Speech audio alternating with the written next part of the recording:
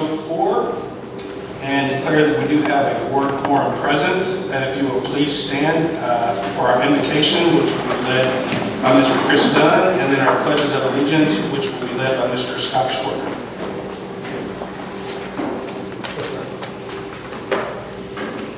Heavenly Father, Lord, we just thank you so much, Lord, just for today, just for the beautiful weather. Father, I just thank you so much for this facility. Lord, that we have the freedom tonight to come and gather. Father, we have the freedom to call upon your name, and we thank you for that. Father, I pray that you just continue to bless this district in these summer months as the kids and the families are away from us and dealing with all the things that we have going on. Lord, we just we lift up our community, we lift up our state, we lift up our nation. Father, we just ask that tonight the decisions, the discussions, the things that are done, Father, will just be pleasing to you. As Father, this in Jesus' name. Amen.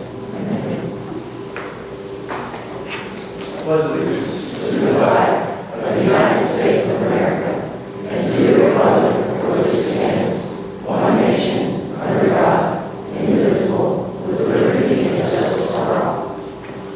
Honor to the flag. I pledge allegiance to thee, Texas, one state, under God, one and indivisible. We have the administering of the oath of office. This time, in accordance with BEB Legal, we will ask Ms. Rebecca Kelly to administer the oath of office to our elected trustees. That's myself and Mr. Scott Schwartz. Sure. Raise your right hand and repeat after me. I state your name, do solemnly swear I, Scott Schwartz, do solemnly swear that I will faithfully execute the duties of office of trustee of the Brazosport Independent School District of the state of Texas, that I will faithfully execute the duties of the office as trustee of the Independent School District of the state of Texas, and will to the best of my ability preserve, protect, and defend the Constitution and laws of the United States and of this state, so help me God.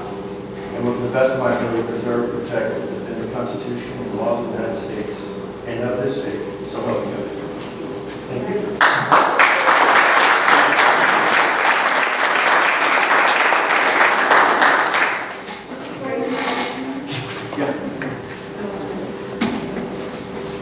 No, we'll go further and then I'll take it. All right, raise your right hand and repeat after me. I state your name, do solemnly swear I, Mason Howard, do solemnly swear that I will faithfully execute the duties of office of trustee of the Brazosport Independent School District and the state of Texas, that I will faithfully execute the duties of the office of trustee of the Brazosport Independent School District of the state of Texas, and will to the best of my ability preserve, protect, and defend the Constitution and laws of the United States and of this state, so help me God.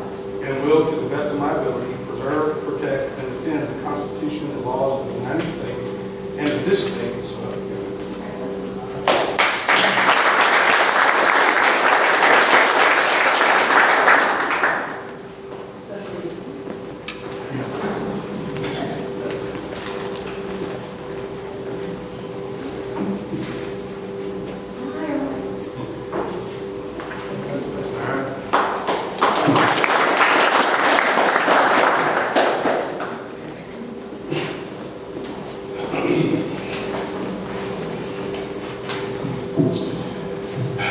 Well, glad to see everyone here. Welcome to the new normal, or whatever that's going to be.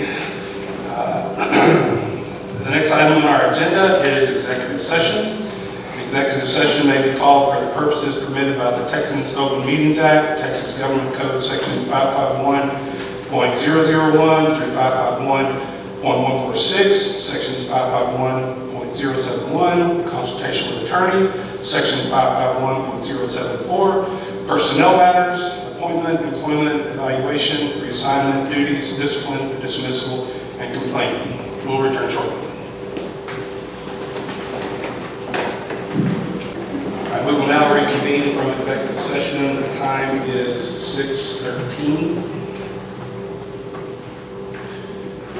First action item is the election of board officers for the 2021 school year in accordance with policy BDAA local. The board must select the president, vice president, secretary, and assistant secretary for the term of 1 year. Do I hear a recommendation? I'd like to make a motion, Mr. Howard as president, Mr. Warner as vice president, Mr. Atkins as secretary, and Mr. Reinhardt as assistant secretary. I second. All right, it's been moved by Mr. Bennett and seconded by Ms. Patty Sayes. All those in favor signify by saying aye. Aye. All opposed by nay. All right, that carries.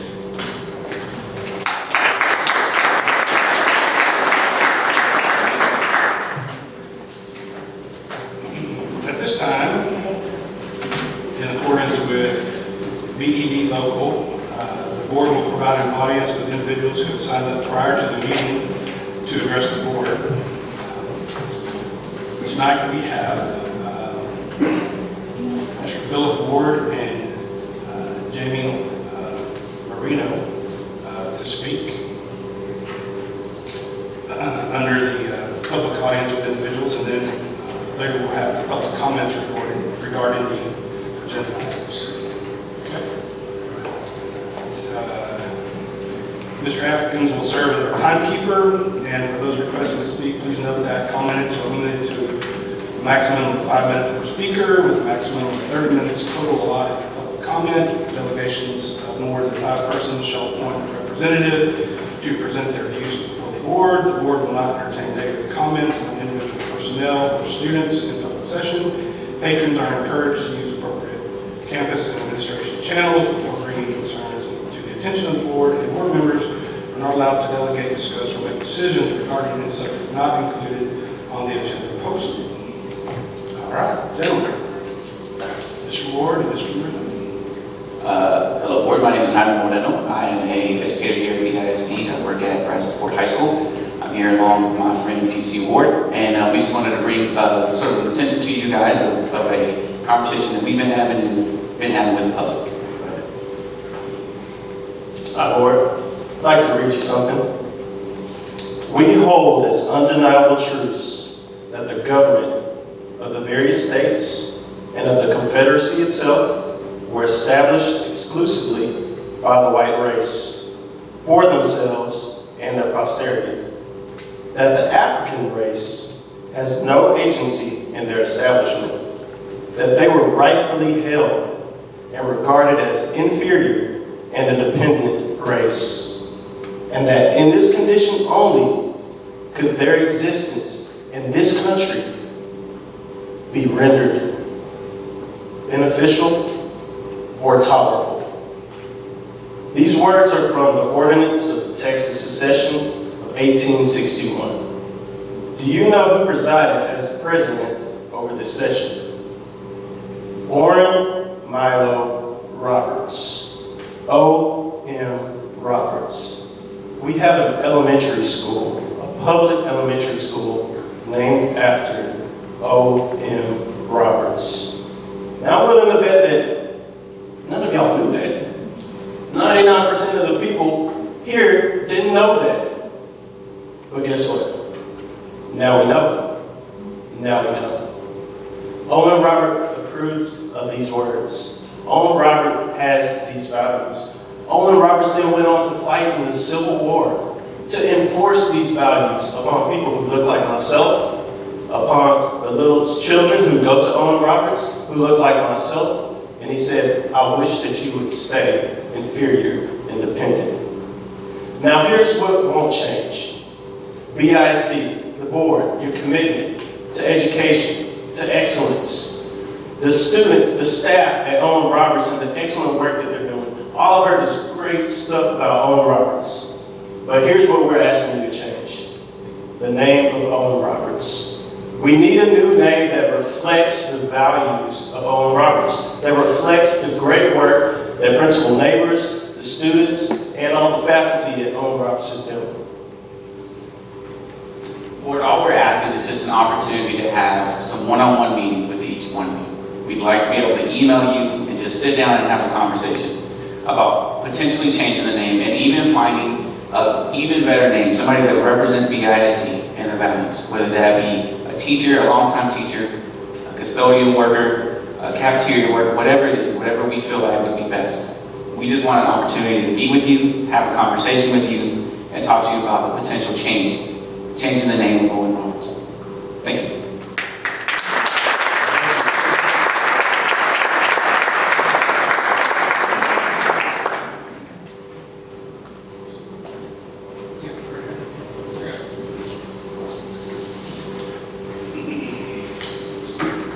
Next item on our agenda is the superintendent report. First report A is the statement of support of our Brazosport ISD Police Department. Yes, sir. Thank you. A few years ago, we created our own Brazosport ISD Police Department because we saw the need to do better. Our Board of Trustees committed money and resources to have police officers in our schools that not only could be present to protect our students and staff, but also be resource officers that are with and around our students every day, build positive relationships, and serve as mentors and role models for many of our students. Our officers don't just react with arrest, but they spend time getting to know and helping our students. They teach prevention lessons on the dangers of peer pressure, drugs, vaping, sex trafficking, and more. They teach our students the importance of being kind, serving others, and making good grades. While we are not perfect, we are very proud of our BISD police officers and Chief Wade Nichols' servant leadership. We have established great relationship with the partnerships with our local municipal police chiefs and police departments in all of our areas. Our local municipal chiefs and police departments work together with our BISD Police Chief Nichols and our Safety and Security Coordinator, Ty Morrow, to do everything possible to help support, guide, and protect our students. One example of the many ways our officers positively influence our students is through the Leo and Pearls Student Mentoring Program. Mr. Morrow and Officer Brown started the mentoring program at Lanier Middle School, and it has been so successful, we are replicating it throughout our district. Thank you to our BISD police officers for your tremendous efforts protecting and supporting our students and staff. We appreciate you. I'd like to read their names. Chief Wade Nichols, Captain Marty Crittenden, Officer Shelby Knott, Clay Hutcherson, Bo Carter, Kim Crummett, John Burmeyer with K9 Lucy, David Rougeau, Rudy Flores, Tony Lasagna, David McGrath, Stephen Smith, Rick Wright, Maria Guajardo, Edgar Villegas, Adiana Jones, Roy Davidson, Arminda Cantu, Derek Dyson, Rick Park, Bobby Brown, and dispatcher Michelle Pyle. Thank you very much.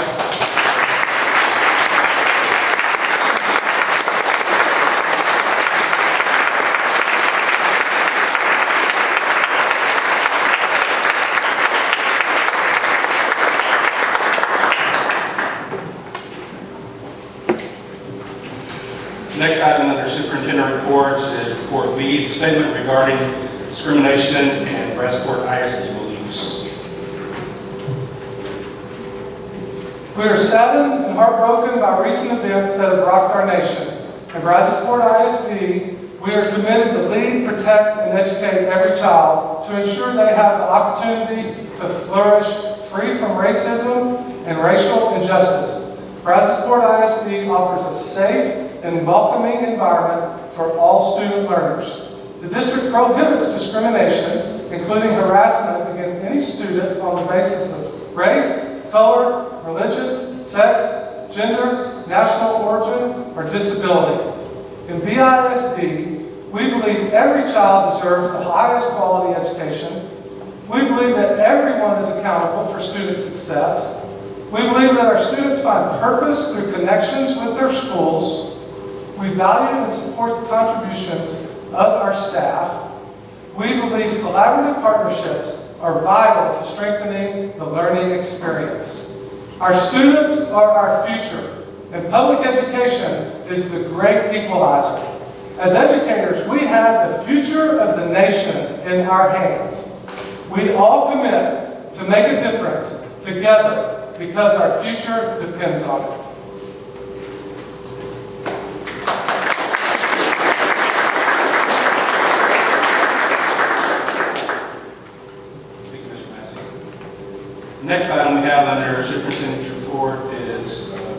C, report regarding the justification of the 30 additional school day minutes. And afterwards, we will allow for public comment from individuals inside of the RSD.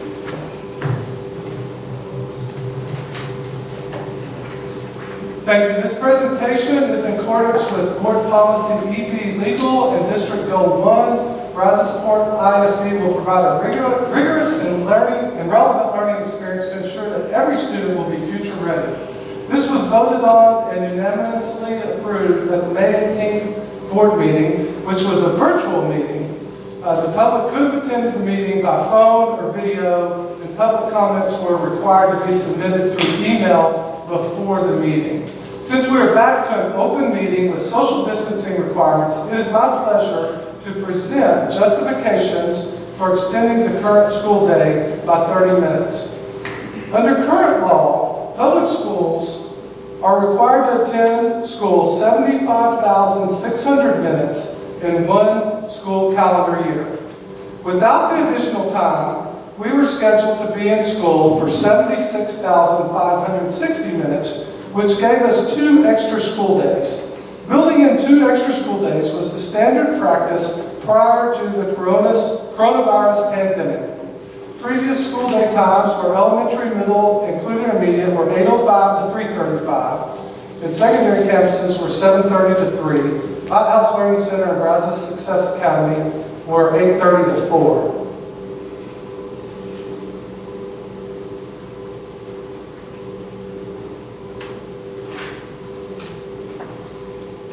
Brazosport ISD students were not able to attend school from March 16th to May 22nd due to Governor Abbott closing schools. When schools reopen for the 2020-21 school year, there will be student learning gaps due to the school closures. Although our teachers made an incredible effort to pivot to remote learning very quickly, it cannot replace face-to-face learning.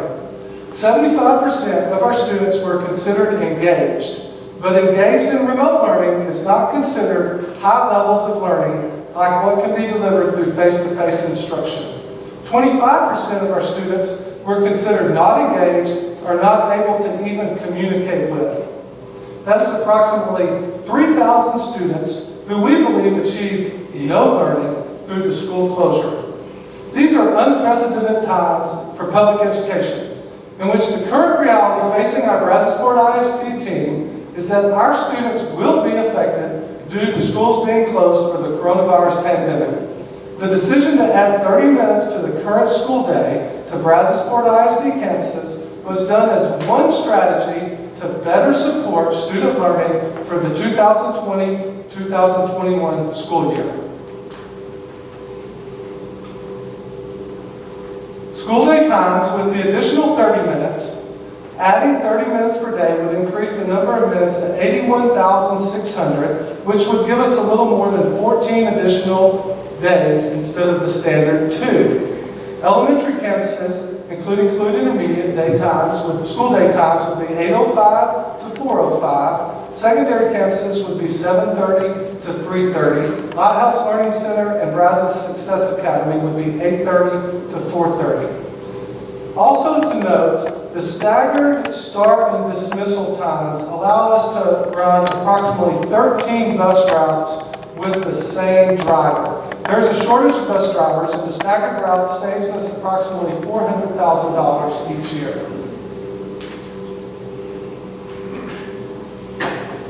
The 4 advantages to the additional minutes are: it provides more time for teachers to address student learning gaps, more time for enrichment, and more time to address students' social emotional needs. It supports alternative schedules and varied instructional models if required to use.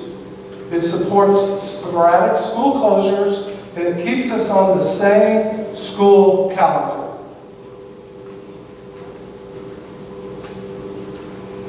We believe the need to address student learning gaps due to school closure is not a short-term issue. We need to prevent a literacy crisis and ensure our students are learning to read, which is less than ideal through remote learning. The additional time allows for more time for intervention, enrichment, and social emotional learning.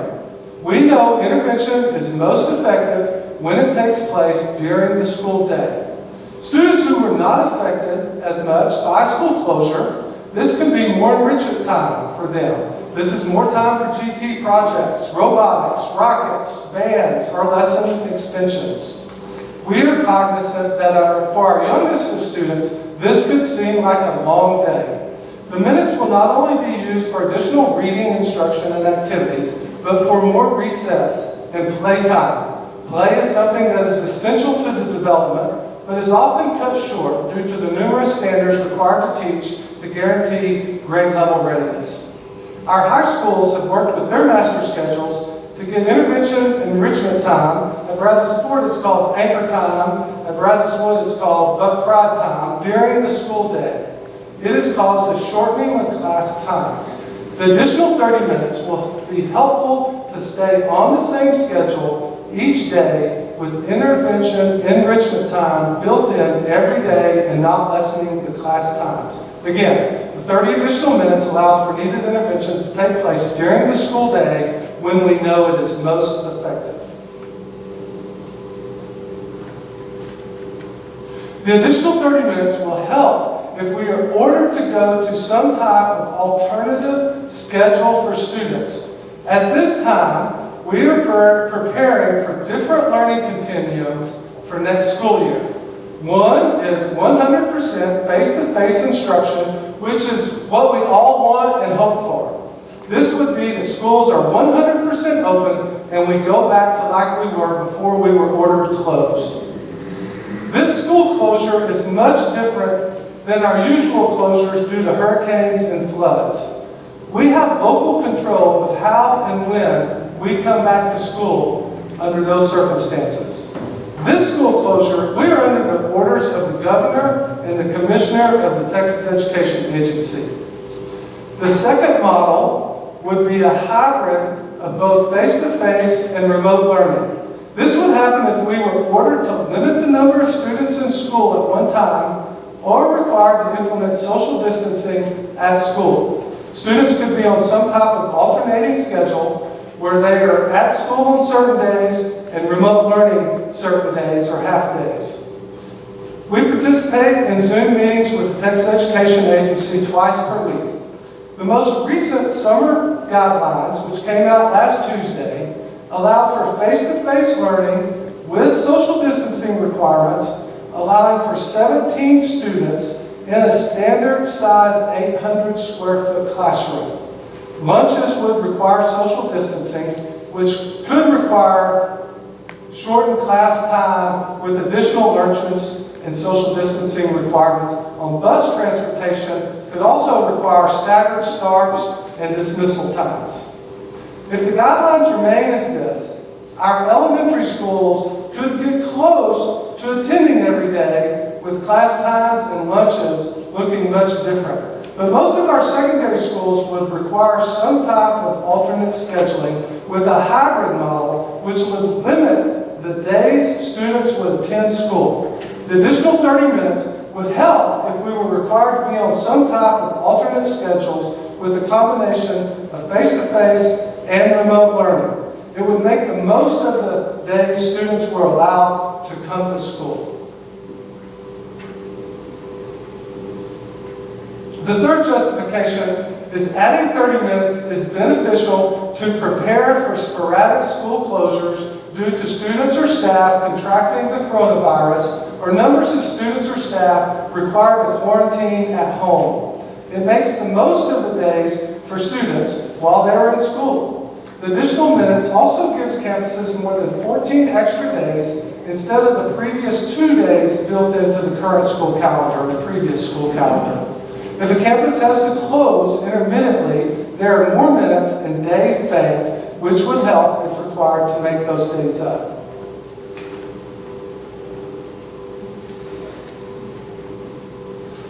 Adding the 30 minutes will allow us to stay on the same school calendar while creating enough minutes, again, equivalent to a little bit more than 14 additional days. Since we are already a designated district of innovation, we start school earlier than what state law allows. Our school start date is scheduled for August 19th. The Texas Education Agency has pushed out a year-round school calendar that would require basically 2 weeks out of school after every 6 weeks in school for 12 months.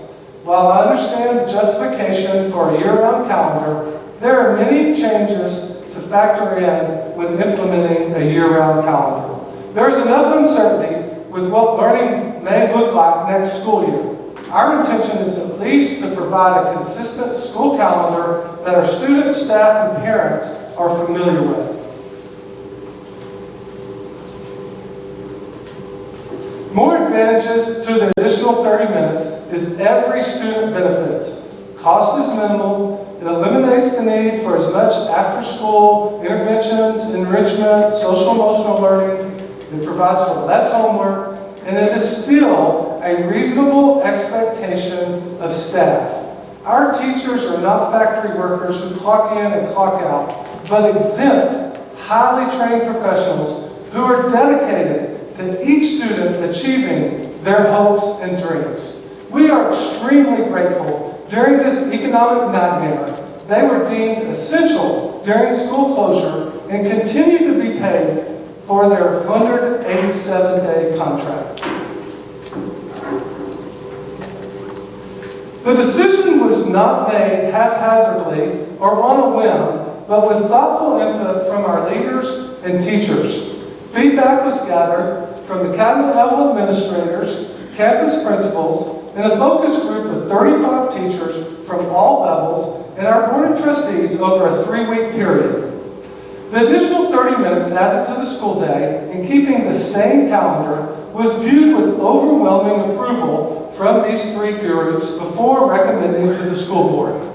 Our campus principals are extremely appreciative for the additional time and are diligently creating a master schedule that is developmentally responsive to meet the needs of all our students. Brazoswood staff is extremely excited about the additional minutes because they are the only campus in the district that has not been able to have intervention and enrichment time every day. They have longer passing periods than the other secondary schools and had to add 2 additional lunches this year with the auditorium serving as the cafeteria because of the construction of the new campus. Brazoswood now can have periods not shortened and 30 full minutes of intervention and enrichment time every day. Brazosport High School implemented this last year called Anchor Time, and it was deemed extremely beneficial for the students and teachers. Most secondary students are extremely busy after school. This gives every student an opportunity to receive extra help or check in with the teacher when needed during the school day. Students who do not need extra help can go to band, rockets, robotics, or do their homework. This is also the time for mentoring and counseling of students without pulling them out of class. Another advantage of this time that students and teachers love is that it gives them many student clubs and organizations like NHS, FFA, Student Council, and others time to meet when they can get everyone together. Again, principals and our best teachers were overwhelmingly in favor of this additional time.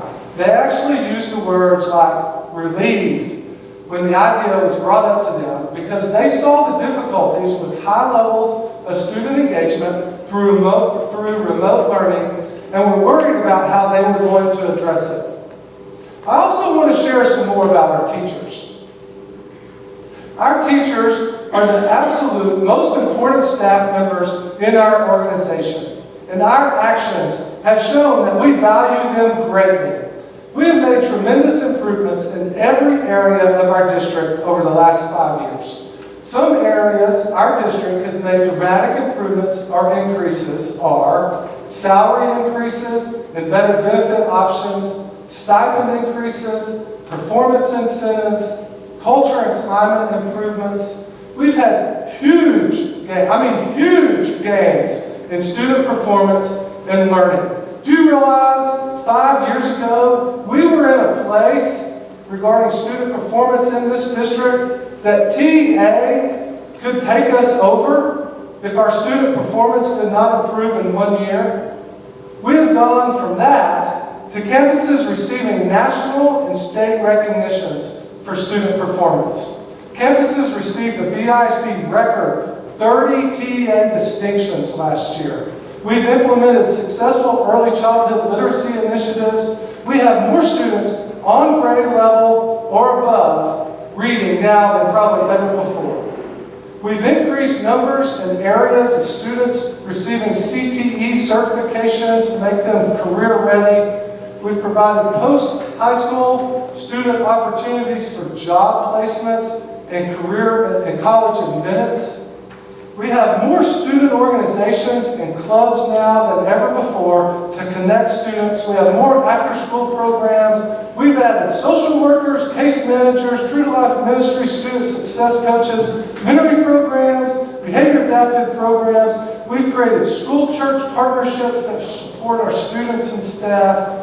We have business and industry partners, and financial support of our schools is at an all-time high, with our Education Foundation recently creating a $1 million endowment in 5 years. ME Global gave a $1 million endowment for our dual credit students. We have added licensed professional counselors, added approximately 150 staff to campuses despite a decrease in student enrollment. We've decreased our central office administrators. We've lowered our class sizes. In 2013, we had over 60 elementary classes with over 22 students.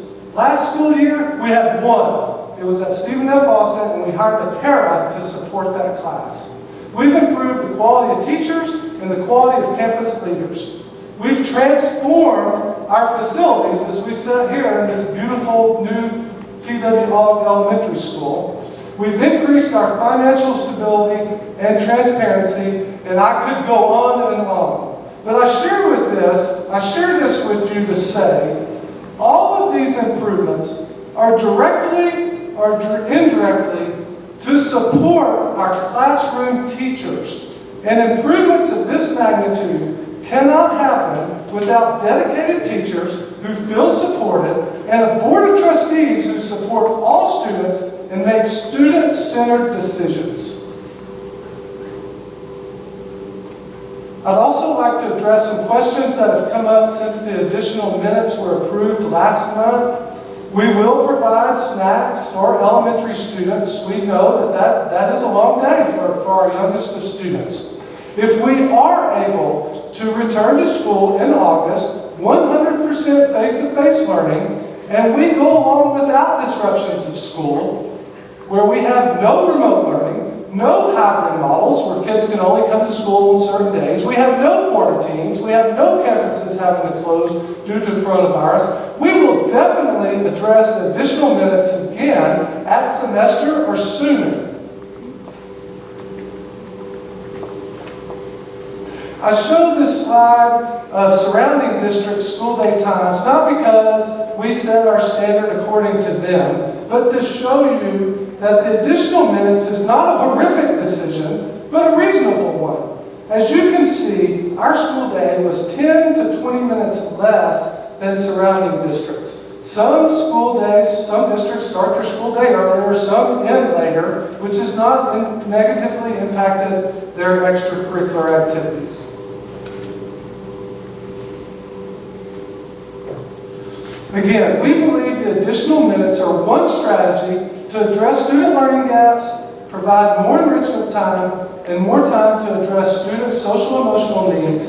It supports alternative schedules and varied instructional models if required to use. It supports sporadic school closures or student quarantines, and it keeps us on the same school calendar. We stand amply prepared to do whatever it takes to ensure that our students continue to learn at high levels and to be future ready. I'd be happy to answer any questions from the board or comments from the board before it's turned over for public comments. Thank you for being here. Do you have any questions from the board? Mr. Madison, from the public. Mr. Reinhardt. I'm going to speak as a 34-year classroom teacher. I coach, but the length of time as well. If you have kids that are freshmen that ride the bus to school, they have to ride the bus home from school. If they need help, there's not a time presently in our schedule for them to get help. This allows those kids to get help every day in some class once a week. To address those older kids that work, a lot of them do, they have to. They go to work, they get home late, and I don't blame them, they sleep till it's time to go to school. They have to go back to work as soon as school's out. If they're struggling in a class, they've got 30 minutes during the day with this schedule to get help on Monday in math, Tuesday in science, Wednesday in English, whatever. They have the opportunity to get help. This is for kids. I worked for kids for 34 years. For 34 years, we now have an opportunity for them to gain opportunity every week. And it is vital. We have extracurricular kids. I coach. We had to pull kids out of school for 2 classes.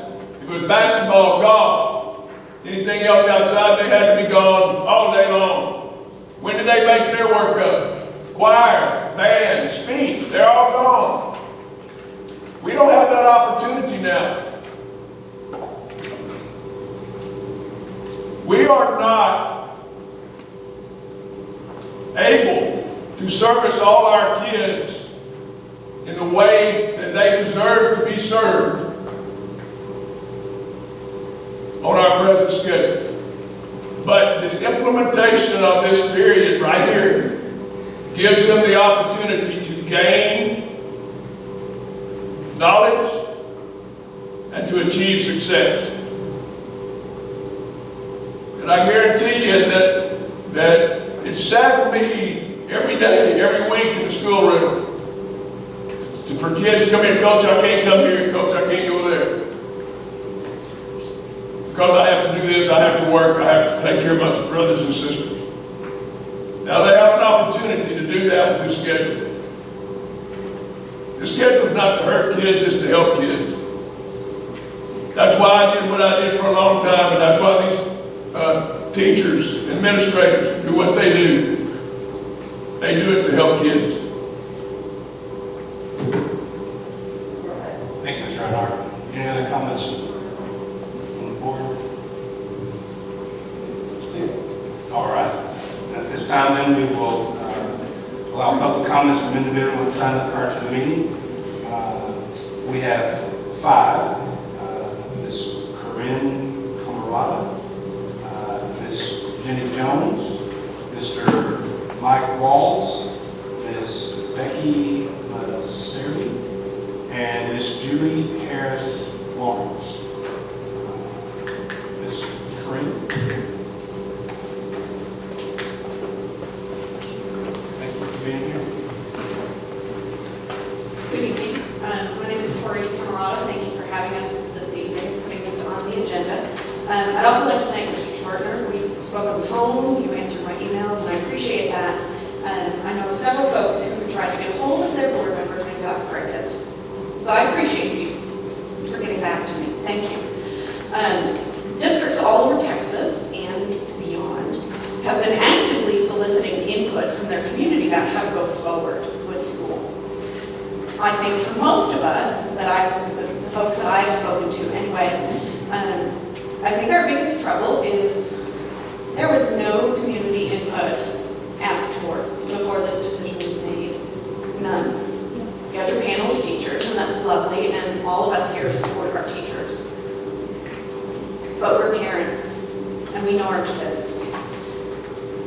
I understand that this is a sort of a one-size-fits-all that we think is going to benefit kids, and I can tell you from my own personal experience, this will not benefit my kid. This is going to be detrimental. The biggest reason, 8-hour school day, 40 hours a week, this is what we ask adults to do. This is an adult working schedule. It is not appropriate for small children. I know you said you have children in high school, so you might remember what it's like to have meals.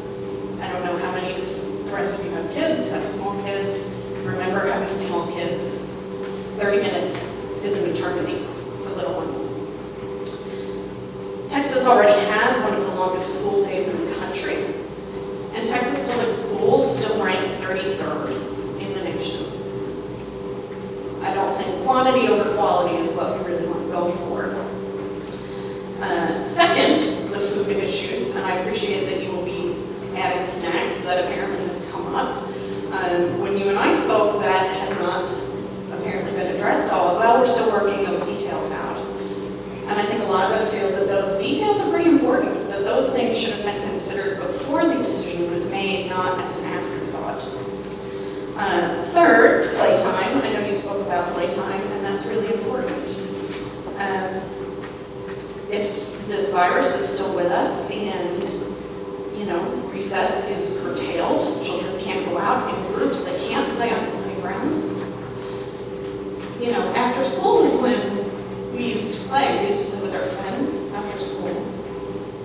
Now, with a dismissal time of 4:05, that means we do not get home until 4:30. In the winter months, that's dark. There is no time to play outside. I'm not sure when kids are supposed to do that. Now, for our family in particular, we're going to have to do car line. My son used to be at Brandon, but this coming year is going to be moving here off the Surge Academy. So that means we will have to do the car line. We don't really have a choice in that. That means we don't get home until 4:30. I also have a toddler, and he starts bedtime at 6:30, which gives me 2 hours to start dinner, to cook, to get it on the table to eat, have some semblance of family time before we have to start that evening routine. Now, maybe y'all are better cooks than I am, but 2 hours just is not really enough time for me.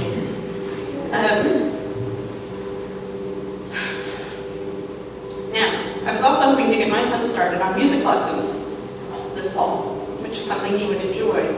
I'm not sure how we're supposed to do that if we do not get home until 4:30. So this plan, I know this is, it's going to benefit all the kids. This is not going to benefit my kid. And I'm pretty sure that there are a lot of other kids who have not.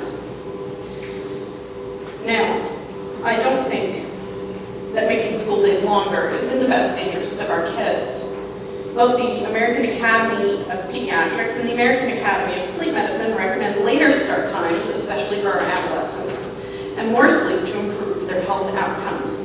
There have also been quite a few studies with very mixed results about the issue of longer days in and of themselves and whether they are beneficial.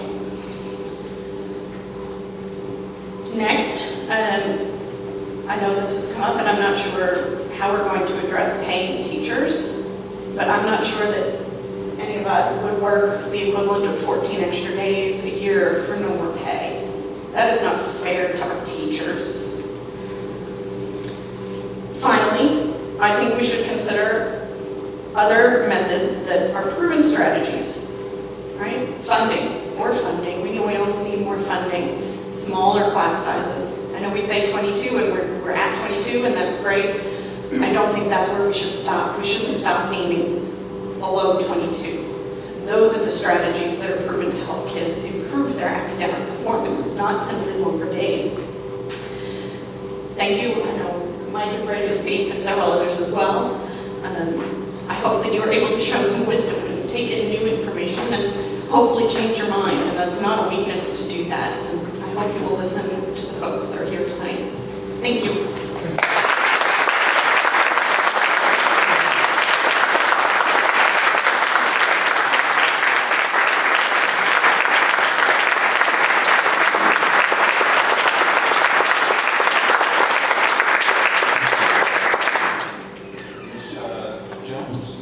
I'm going to go ahead and let Mike speak.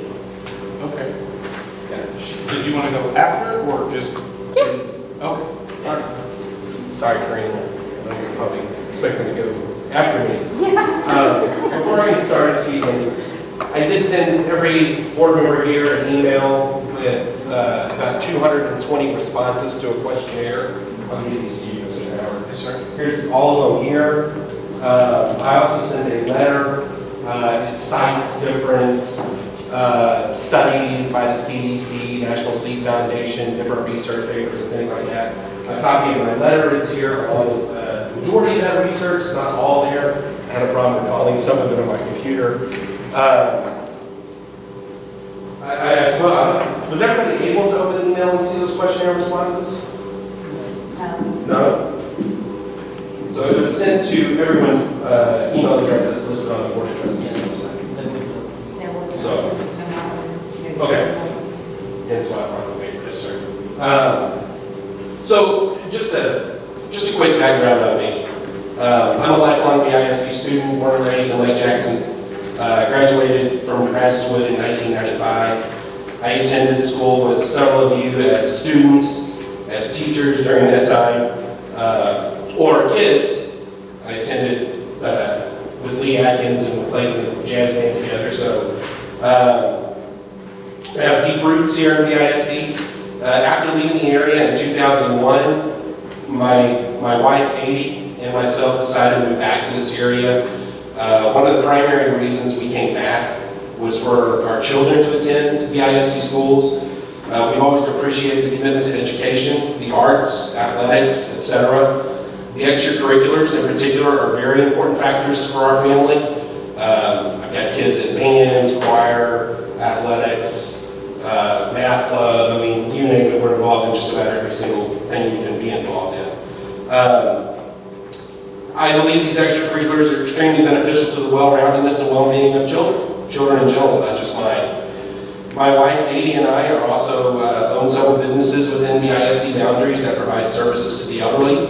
We strongly believe in being good stewards of our community and giving back, whether that be through our work in various education boards, such as when we lived in Bandera, the Bandera Education Foundation. We've been involved in multiple PTOs and booster clubs in and out of BISD. Board work on youth sports such as the Lake Jackson Soccer Club, the Bandera Soccer Club, not to mention actively working on several local political campaigns. So we believe that every member of the school board, faculty, and all aspects of BISD have our children's best interest at heart. And that brings me to the reason that I'm standing before you. The additional 30 minutes that have been approved to be added to the upcoming school calendar. As I mentioned in my letter to each of you, there are two primary concerns. First, that this decision impacts all BISD stakeholders, especially BISD employees, students, and parents. Yet the majority of stakeholders were not given an opportunity to provide any input whatsoever. Second, and of greater concern, is that this move makes for an 8-hour school day, when just a few short years ago, we moved to a 7.5-hour school day from the previous 7-hour school day. Regarding my first concern, it is my understanding that a focus group, and after listening, pardon the prepared statement, after seeing some of the new information, but a focus group of approximately 35 teachers plus other faculty members were assembled to provide input, and they all agreed that adding 30 minutes to the day was the right way to move forward. For a decision of this magnitude, I would have hoped that BISD stakeholders at large would have been contacted for input. According to the TEA, they advise the following: understand the needs of parents, teachers, students, etc. Develop proposed solutions to address local needs. Provide clear, consistent communication. Talk to parents, teachers, students to understand needs and wants. At this point, the only people that were talked to were employees of BISD and other school board members. Nowhere in any of the previous agenda items is there any documentation or mention of any attempt to gather input from parents or students or anyone else. It's my belief that the BISD Board of Trustees acted hastily on a decision of significant impact without adequate community input. Regarding the second concern about the length of the school day overall, is that is in contradiction of many studies about the negative effects of long school days and lack of sleep, especially among adolescents. And I have some quick information. I'm trying to speak fast because I only have 5 minutes. Like I said earlier, it was only a few short years ago that BISD added an additional 30 minutes to the school day, making for one of the longest school days in the country. With this new 30-minute addition, our children will have an 8-hour school day, far above the national average of between 6 and 7 hours per day. According to the National Center of Education Statistics, in 2018, Texas had the longest minimum school days in the country at 7 hours. The largest NCES survey to date regarding the average number of hours in the school day was during the 2007 to 2008 school year, and that survey showed that Texas had the longest average school day at 7.17 hours. BISD currently is at 7.5 and will soon be at 8.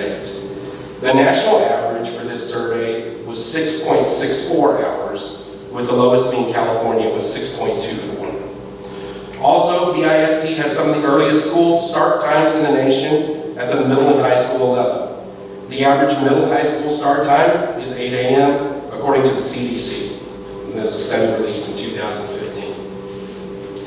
And looking through the study, I could not find an average start time in any state earlier than 7:40 a.m., whereas this proposed and what we did last year and the years before, BISD middle and high school start time is 7:30. CDC health officials consider these early start times are too early, especially for adolescents. School start times that are too early contribute to lack of sleep among teens, most of whom do not get the recommended 8.5 to 9.5 hours of sleep. The same American Academy of Pediatrics study that probably Kareem looked at recommended that middle and high school starts no earlier than 8:30 a.m. and we're starting at 7:30.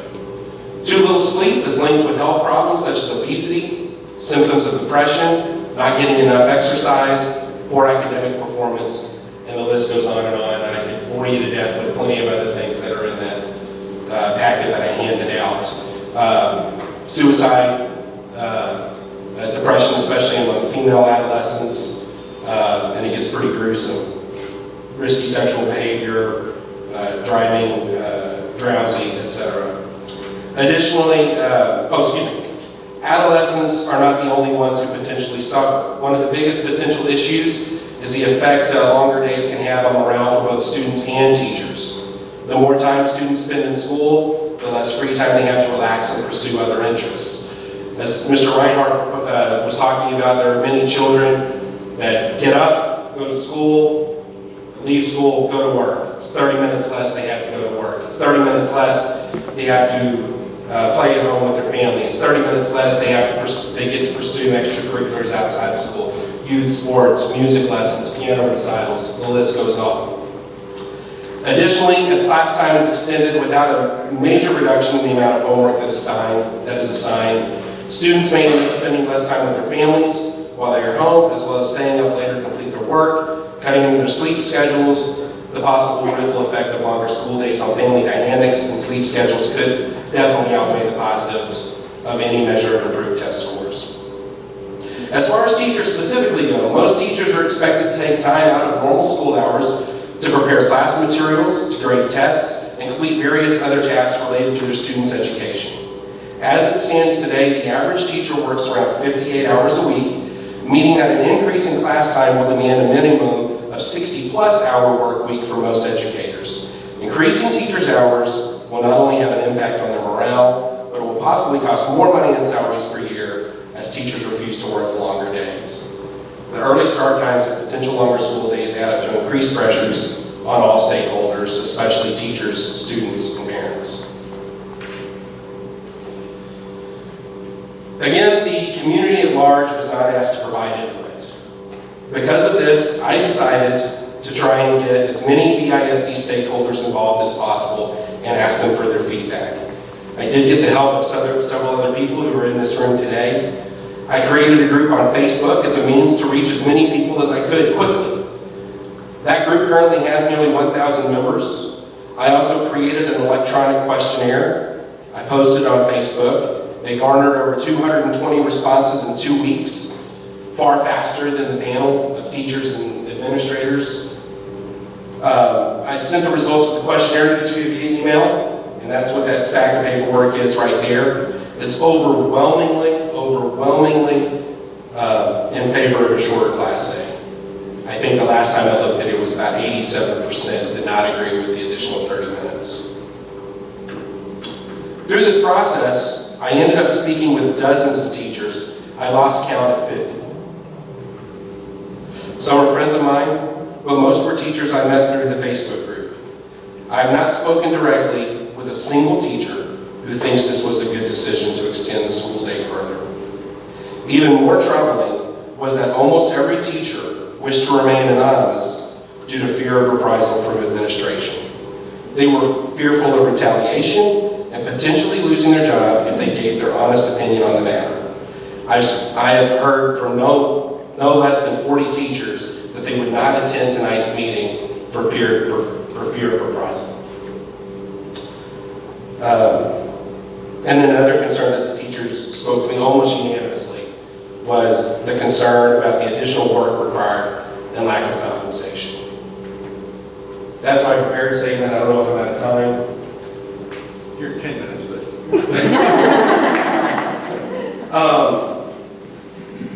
Very, very quickly. I appreciate Mr. Reinhardt's passion earlier about what he said about being an educator.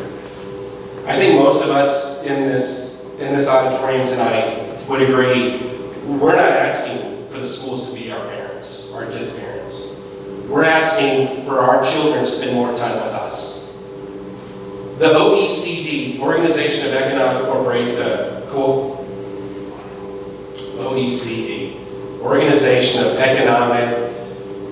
Cooperative Development, which is a number of first world countries such as South Korea, Japan, Italy, Spain, so forth and so on. Only 3 countries in the OECD go to school longer than the United States does. And yet, almost all of them have greater measurable outputs than the United States of America.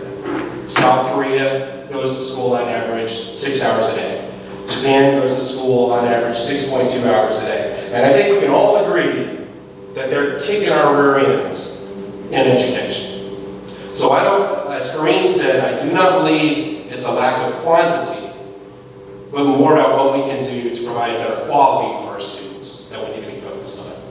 So my ask of you guys, as I thank you for your service to the communities that comprise DISD, and I hope that you find the information that we provided to you and our input helpful. My ask is that you revisit this particular item with this new input, that you seek to gain more community input on this matter, and that you potentially re-vote on it, is what we're asking. Thank you.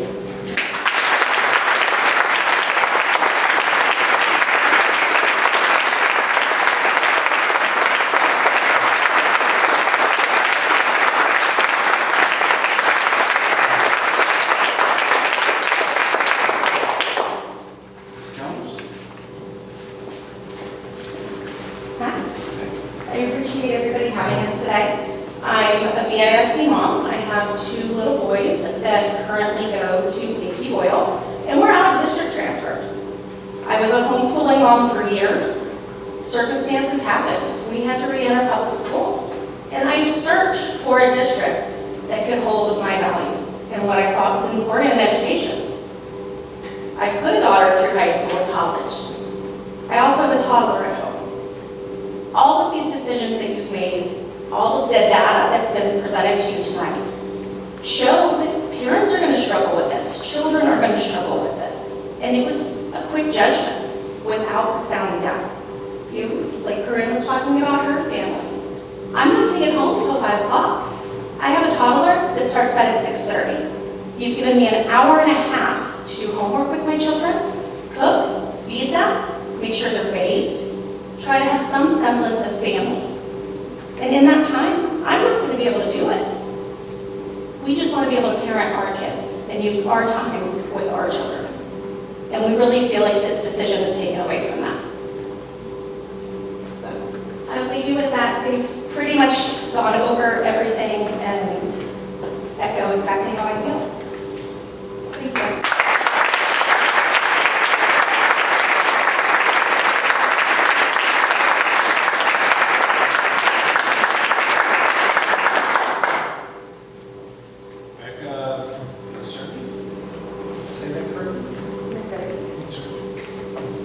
I didn't really have a whole lot more than what was already touched on, so I'll just end it as I go. So I did want to bring up that this longer day will lead to tired, burned out students and inattentive students. And it can force them to abandon their after-school activities, their extracurriculars that are not able to be offered through school. And those are important for social development and growth. I come from the perspective of the mom who's trying to make it all happen for my 5 kids, 4 of which will be in the ISD next year. Family time will be impacted further than it already has been. Meal patterns will be impacted. Unstructured time will be affected. The strain on family will be increased because when you schedule a child, you schedule a family. You talked about supporting social emotional needs in the slides. Research shows that children who eat dinner with their families are less likely to drink, smoke, do drugs, get pregnant, commit suicide, develop eating disorders. Additional research found that children who enjoy family meals have larger vocabularies, better manners, healthier diets, and higher self-esteem because they were able to be learned at home. The most comprehensive survey done on this topic, a University of Michigan report, examined how children in America spend their time, discovered that the amount of time that children spend eating meals at home was the single biggest predictor of better academic achievement and fewer behavioral problems. The intervention needs to start at home. The catching up needs to start at home. We are already an excellent school district. Let's trust our teachers to do their jobs and trust the students to perform. You talked about these amazing things. Your list went on and on. These huge gains happened on the old schedule. You ran your business very well.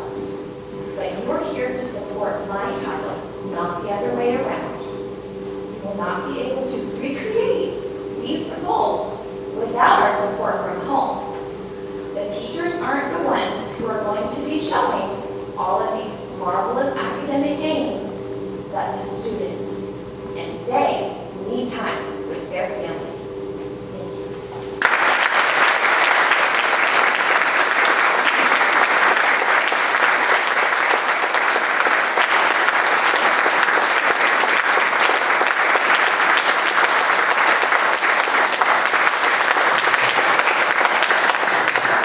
Our last public comment is from Julie Harris Lawrence.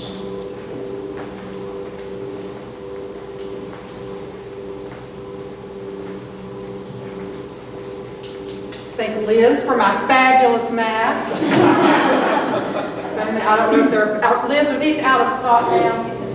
Well, too bad.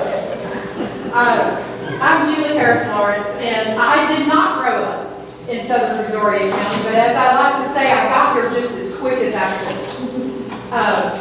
I am just moved by listening to the parents tonight.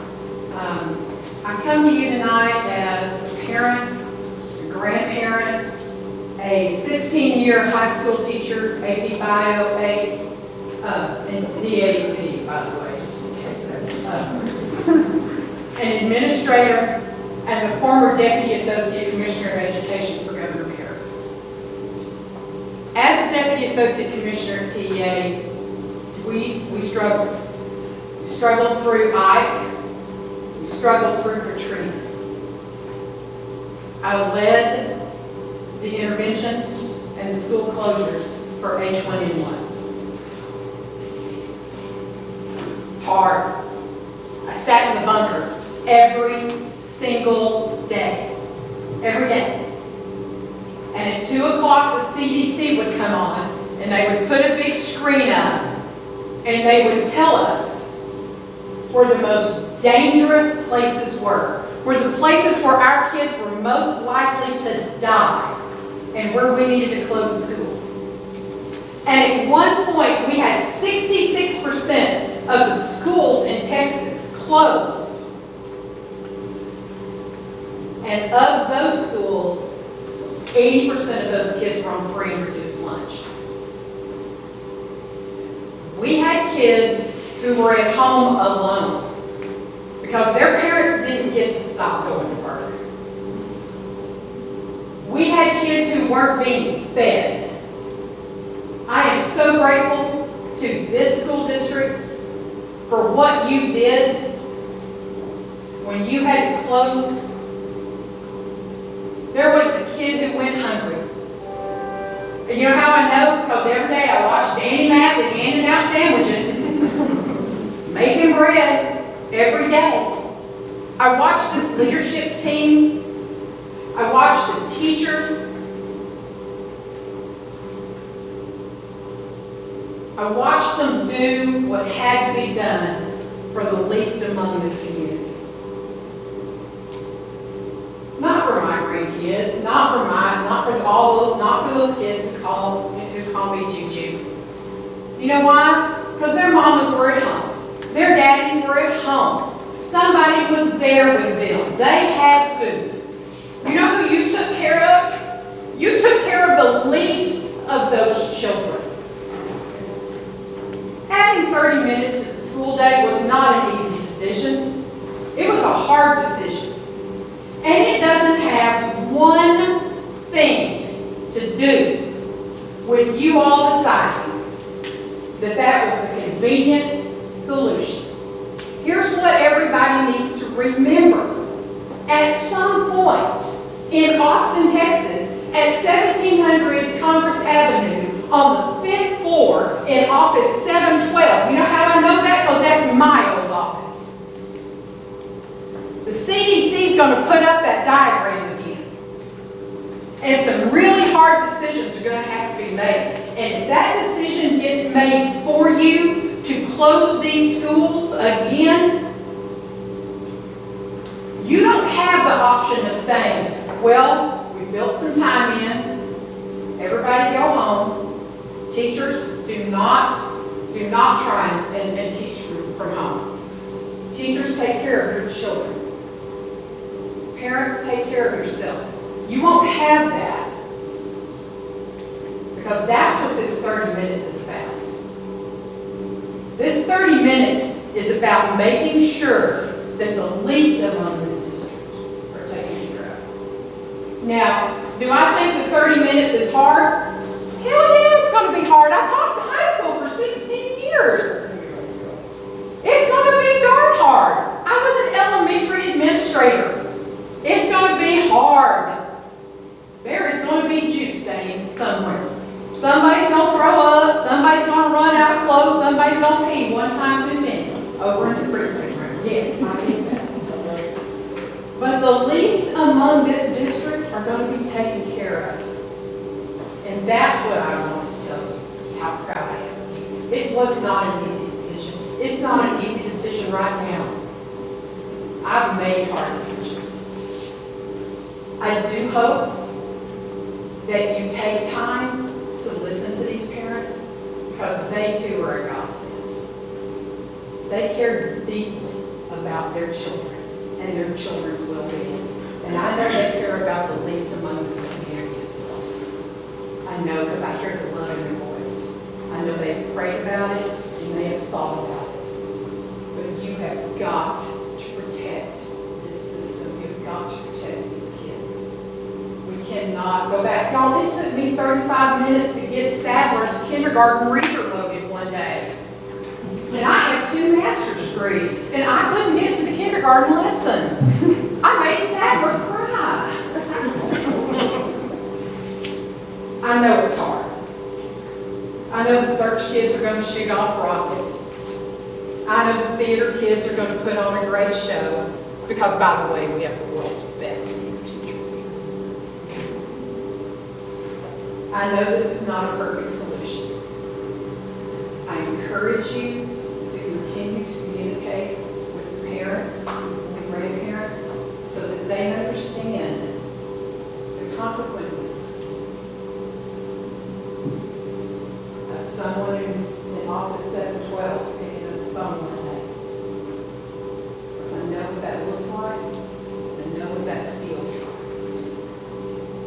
so grateful for all of you, for your thoughtfulness and your prayerfulness around this. Please talk to these parents.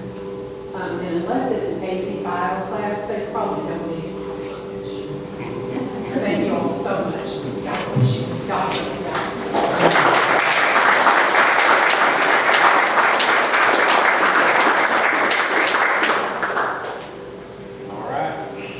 Next item that we have on our agenda is a public hearing, and we will ask Mr. Ron Redden to conduct a public hearing on the federal and state funded programs for the 2021 program year. This is a public hearing, so audience participation is invited at the conclusion of the presentation. I'll just say for those parents who want to sneak out, this is back to the regular stuff, so if you want to take a minute, you're more than welcome to, or you're more than welcome to stay. Mr. Red. Good evening. In alignment with board policy, CV local and district goal, Brazosport ISD will exercise fiscal responsibility to ensure financial strength and provide the resources to equip and maintain quality facilities and educational programming. Assistant Superintendent of Elementary Academics, John Mertell, Assistant Superintendent of Curriculum Instruction, Brian Cole, Chief Academic Improvement Officer, Clara Sell Davis, and I will be sharing with you the federal funding amounts for the 2019-20 school year grant programs. At this time, Mr. John Mertell will come and begin our presentation.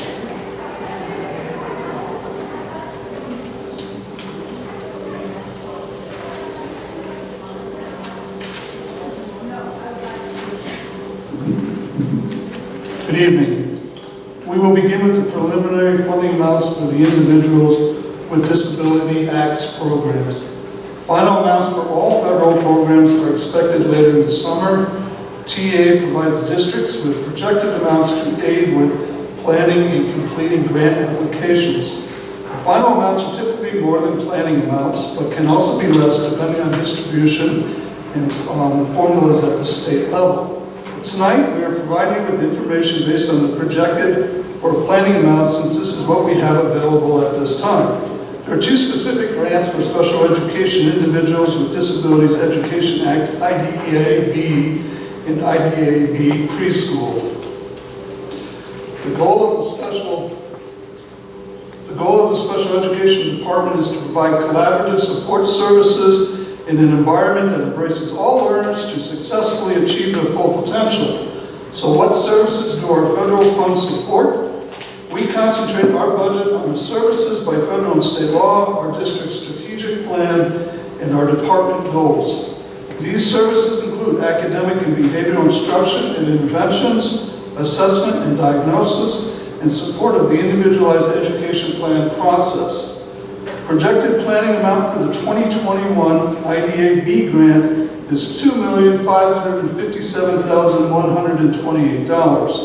This is a $16,532 increase over last year's projected amount. The Department of Special Services will focus on the use of these funds on maintaining appropriate staff support and quality student services. Currently, 91% of our federal budget supports district and contracted personnel on campuses. The much smaller grant we receive, IDEA-B Preschool grant, has an anticipated amount for 2021 of $72,552, which will pay for one teacher for the early childhood special education program. This is a slight increase in the amount we received last year. Currently, BISD has 11 early childhood special education programs across the district, staffed by 11 teachers and 6 paraprofessionals. And now Mr. Ron Redden will continue and introduce the federal Every Student Succeeds Act program funding. Thank you, John. What do you think? There it goes. All right. There are 13 BISD campuses that qualify as Title I school-wide campuses. The qualifying criteria for a child is based on a sliding scale of parents' income and the number of dependents living in the household. Economically disadvantaged is an educational term for living in poverty. For a A campus to qualify as a Title I school-wide campus and receive Title I funds, it must have at least 40% of its students identified as economically disadvantaged. Overall, the percentage of economically disadvantaged students district-wide decreased slightly from 61.4% in 1819 to 59.2% this year.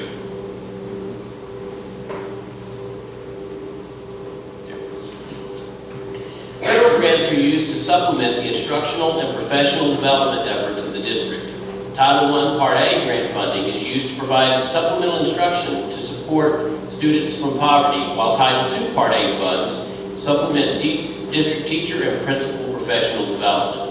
Title III Part A funds are used to supplement services to our English learners, while Title IV Part A funds are used to supplement district efforts to provide well-rounded educational opportunities, provide support for safe and healthy students, and support effective uses of technology.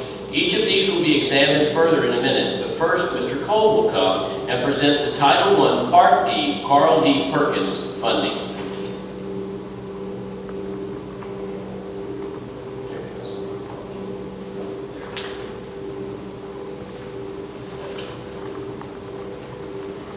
Good evening.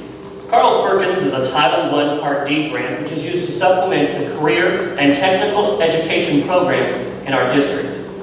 Some of the expenditures include curriculum certifications, technology, and equipment that represent supplemental needs in our CTE lab areas.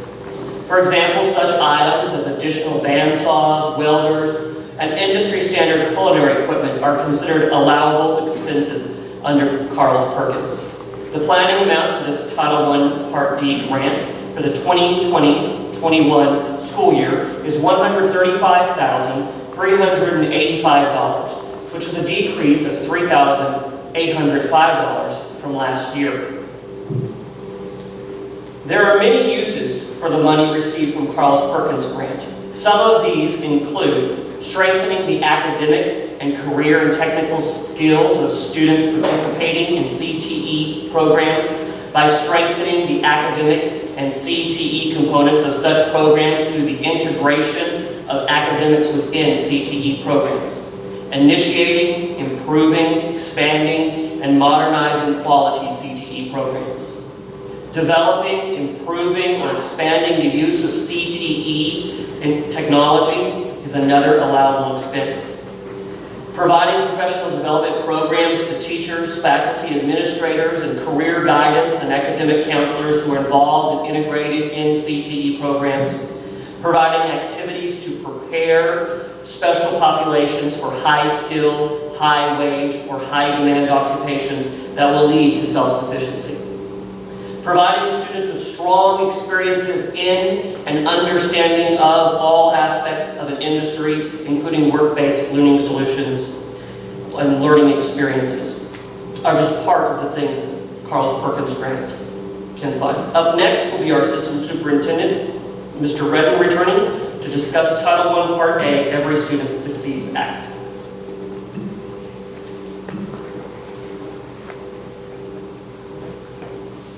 The Every Student Succeeds Act continues to provide Title I Part A funds to support campuses with a high percentage of economically disadvantaged students.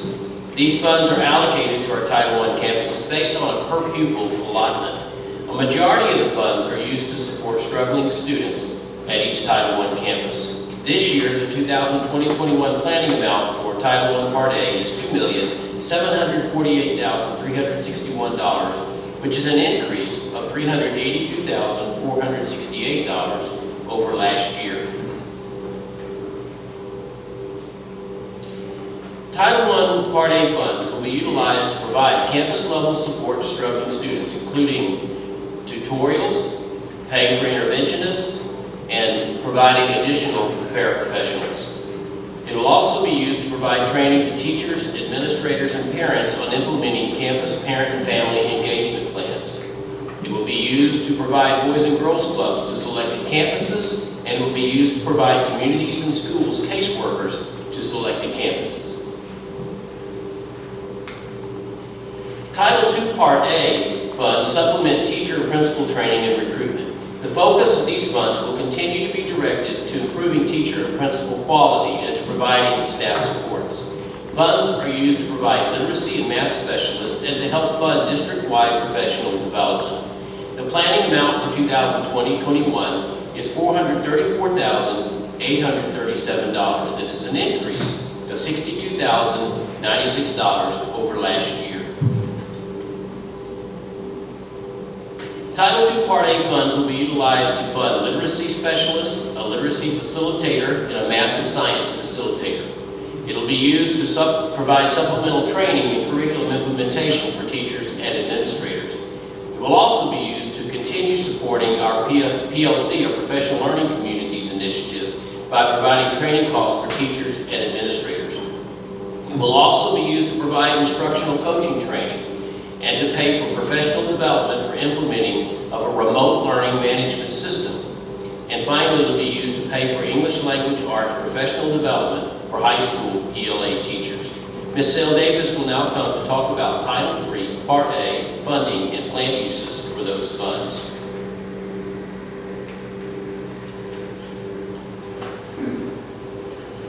Good evening, members of the board and audience.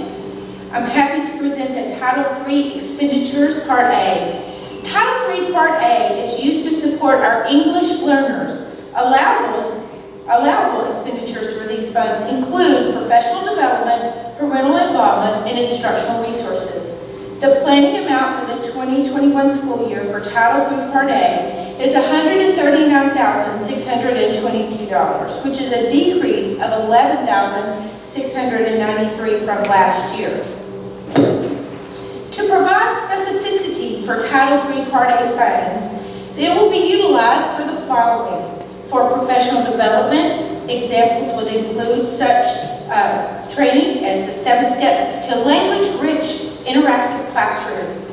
English as a Second Language Certification Training, which comes with reimbursements for teachers obtaining the certificate, and other professional development as needed. Parent involvement. These funds assist campuses on their special nights, such as literacy nights and STEM nights, and their resources to support our family engagement. Instructional resources, such as Read 180, Elevation, Imagine Learning, which are online resources for literacy and math, and Reading A to Z, which are level readers in both English and Spanish.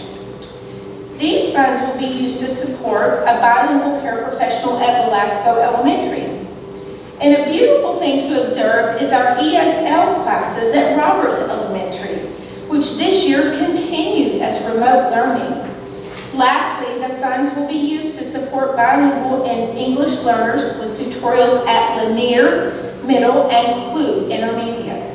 Now Mr. Reagan will return to the podium to complete our presentation by presenting the Title IV Part A funds and their expected use.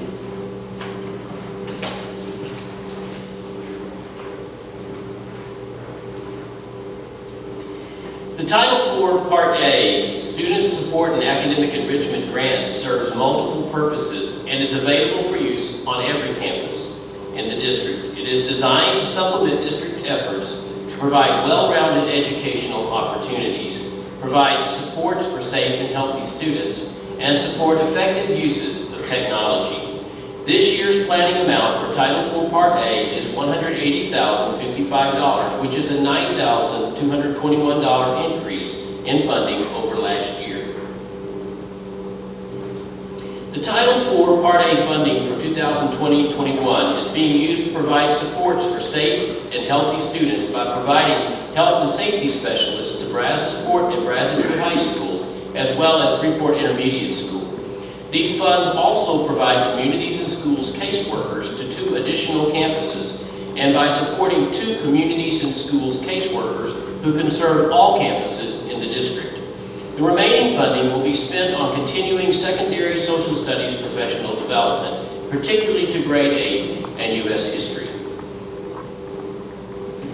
Since this is a public hearing, we are happy to entertain questions from the board and from the audience.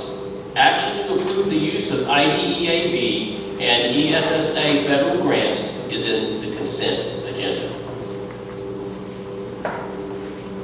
Again, this is a public hearing, so audience participation is encouraged. Are there any questions from the audience? Yes. Come to the mic. Oh, Yeah. on the Title I, Part A, could you pull that slide up?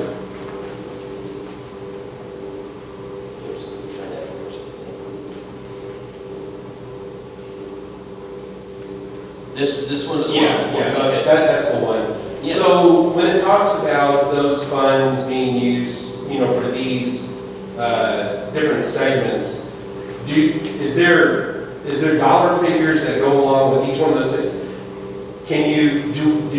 Does the district have the say in how they allocate funds across these different segments? That's a great question. So what happens when we allocate out Title I funds, there is a small amount that's kept at the district level, which we are permitted by law to keep, and we actually use the very minimum for that. The rest of the funds go out directly to the campuses. Then the campuses work through a budgeting process where they determine, is there personnel that they need to support? Do they need to be providing tutoring? How much tutoring? What do they set aside for that so that they can hire retired teachers or others to provide the tutoring during the day and then? And then they also make a determination about whether they need some additional professional development or they want to support professional development efforts through that money. They control that budget. So the role of our department is to go into those schools and work alongside those principals to help solidify those budgets, make sure that they're in alignment with supplement, not supplant the rules under federal grants, and then to approve them and to make them available.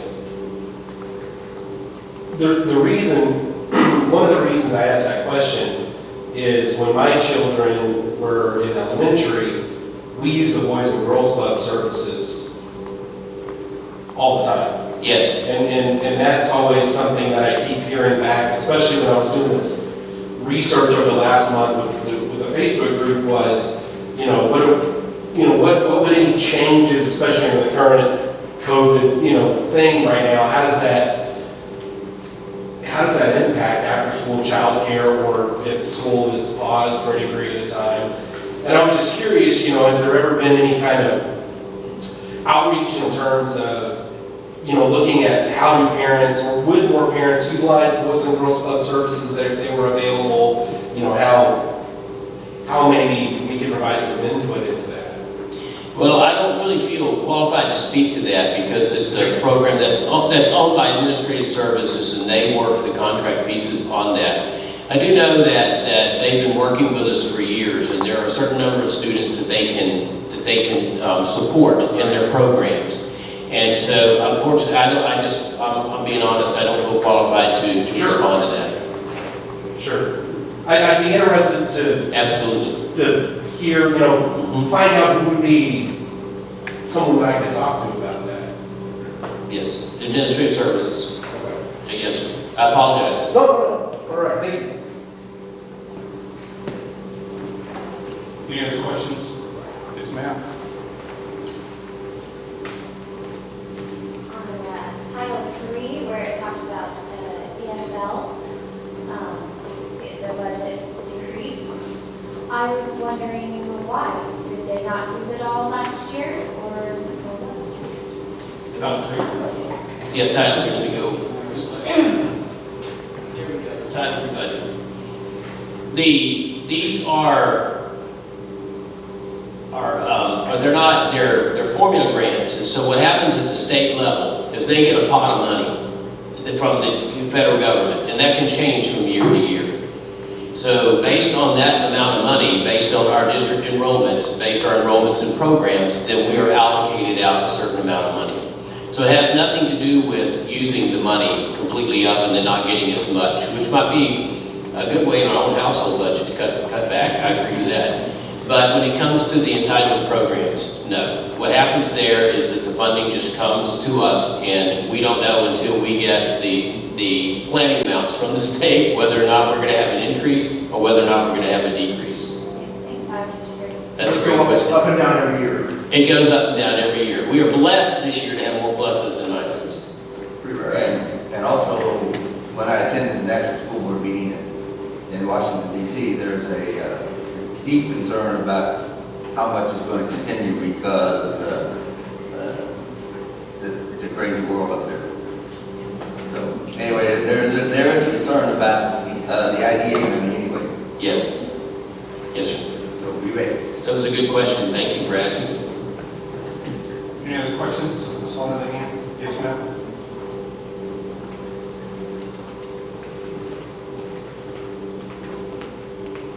I was hoping maybe you could clarify just something that came up in my mind. IDEA, does that cover special needs populations as well, like children with Asperger and stuff like that, and children under like 504 and stuff?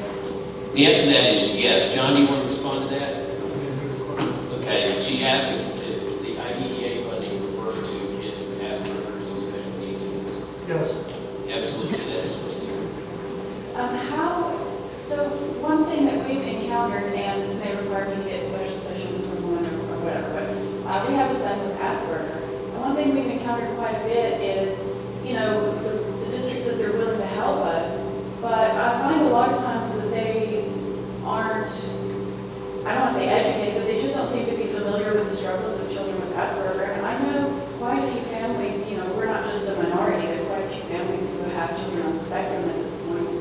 So how do we help allocate that funding or get some input into funding that is put into helping educate educators and principals and anyone involved in the process about Asperger specifically or the autism spectrum? Yeah, I apologize for the mask. I'm going to defer that question to Lauren Furlow. Lauren Furlow is our Special Services Director. Lauren, could you go up to the microphone and please just answer that? And the reason I'm referring that to her is her depth of knowledge will be a little greater than mine. I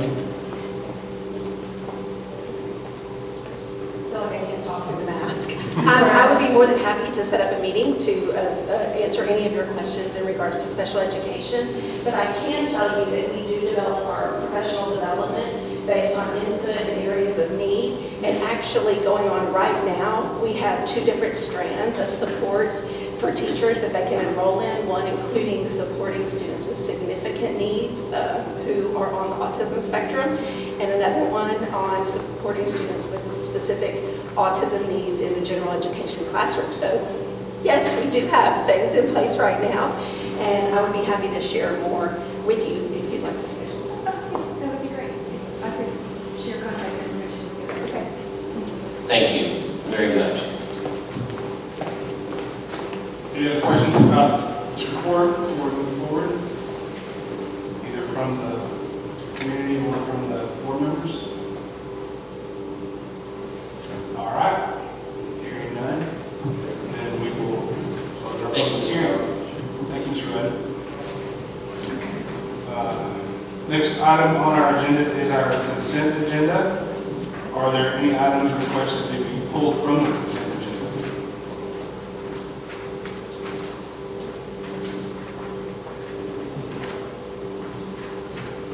All right. If not, then do I hear a motion to approve the consent agenda? So moved by Mr. Reinhardt. Here, second. Second by Ms. Cuellar. All those in favor signify by saying aye. Aye. All opposed by nay. All right, that carries. Next item then that we have are our action items. Action item A is the selection of the Texas Association of School Board Delegate.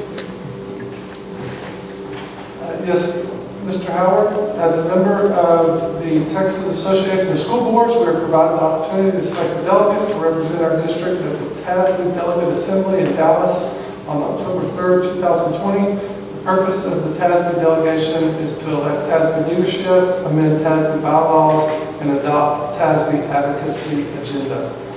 The Board of Trustees must take action to either select a delegate and alternate or determine that our district will not participate in the Delegate Assembly this year. I nominate Jerry Atkins as our delegate. All right.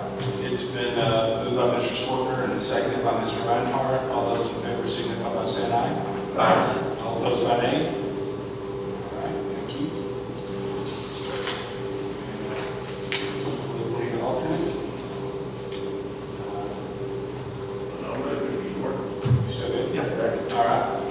Mr. Reinhardt has nominated Mr. Schwartner, and it is seconded by Jerry. All those in favor signify by saying aye. Aye. And all opposed by nay. That carries as well. Thank you. Next item that we have on our action items are action item B, the Brazosport ISD Legislative Advocacy Resolutions. Mr. Hello and good evening. In accordance with Board Policy 80 Local, it is my pleasure to present the Legislative Advocacy Resolutions to be submitted to the Texas Association of School Boards, TASB, as part of their 2021 legislative agenda in preparation of the 87th Texas Legislative Session. The Texas Association of School Boards, TASB, has three significant parts of their legislative agenda. Cornerstone principles are the foundation of the TASB advocacy agenda, and these do not change from one legislative session to the next. Priorities are defined as a set of high-profile, high-commitment legislative objectives arising from TASB's grassroots process. The foundation of the priorities are built during regional grassroots meetings that take place in January and February of even number of years in each of the 20 education service center regions across the state.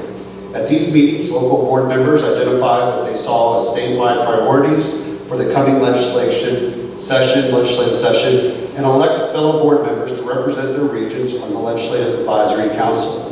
This past February, board members Gary Atkins and Joe Reinhardt, along with Mr. Massey and myself, attended the TASB grassroots meeting. Mr. Atkins was also elected that evening as a Region 4 representative on the Legislative Advisory Council.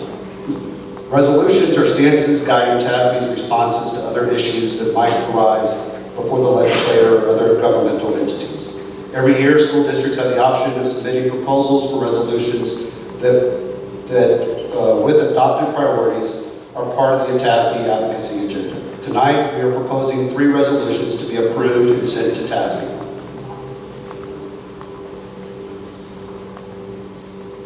But first, the TASB advocacy draft priorities. These are the current 9 draft priorities that TASB is currently working with the Legislative Advisory Council to finalize. Funding school finance system maintenance or increase of state share. 2, mental health resources for students. 3, additional resources for school security and student safety. 4, opposition to prohibition or school district lobbying. 5, opposition to vouchers. 6, staff recruitment and retention. 7, reduced testing. 8, charter transparency, limiting expansion of charters. And 9, disaster response. Mr. Atkins is part of this group and represents not only the interests of Brazosport ISD, but also Region 4 school districts on this council. Ultimately, these priorities will be finalized and voted on at the Delegate Assembly in the fall. The proposed advocacy resolutions. We are bringing forward 3 resolutions to submit to TASB for consideration and inclusion in their final list of resolutions to be finalized at the Delegate Assembly in the fall. Each resolution falls within a specific category: students, finance, and accountability. Students.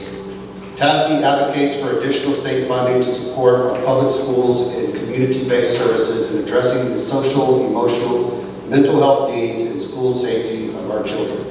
Statement of reason.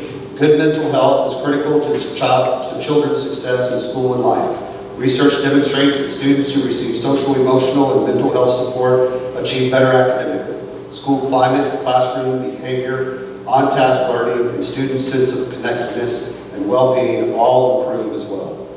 There is an overwhelming need to support all of our students' social, emotional, and mental health needs, along with ensuring they have a safe place to learn so that barriers that affect them academically can be eliminated. The second proposed resolution centers on finance. TASB advocates for the continuation of the Texas Tax Code Chapter 313 as currently allowed by state statute and extending the current expiration date of the program. Statement of reason: the 77th session of the Texas Legislature passed legislation amending the Texas Property Tax Code to include Chapter 313, the Texas Economic Act, House Bill 1200. The stated purpose of the act is to encourage large-scale capital investments, create new jobs, enable local government officials to authorize economic development incentives, strengthen and improve the overall economy, expand the property tax base, and provide local school districts with an effective local economic option. And In passing the legislation, the legislators expressed its belief that economic decisions should occur at the local level and encourage school districts to utilize provisions of the Act to enhance local communities and improve local public education systems. The final proposed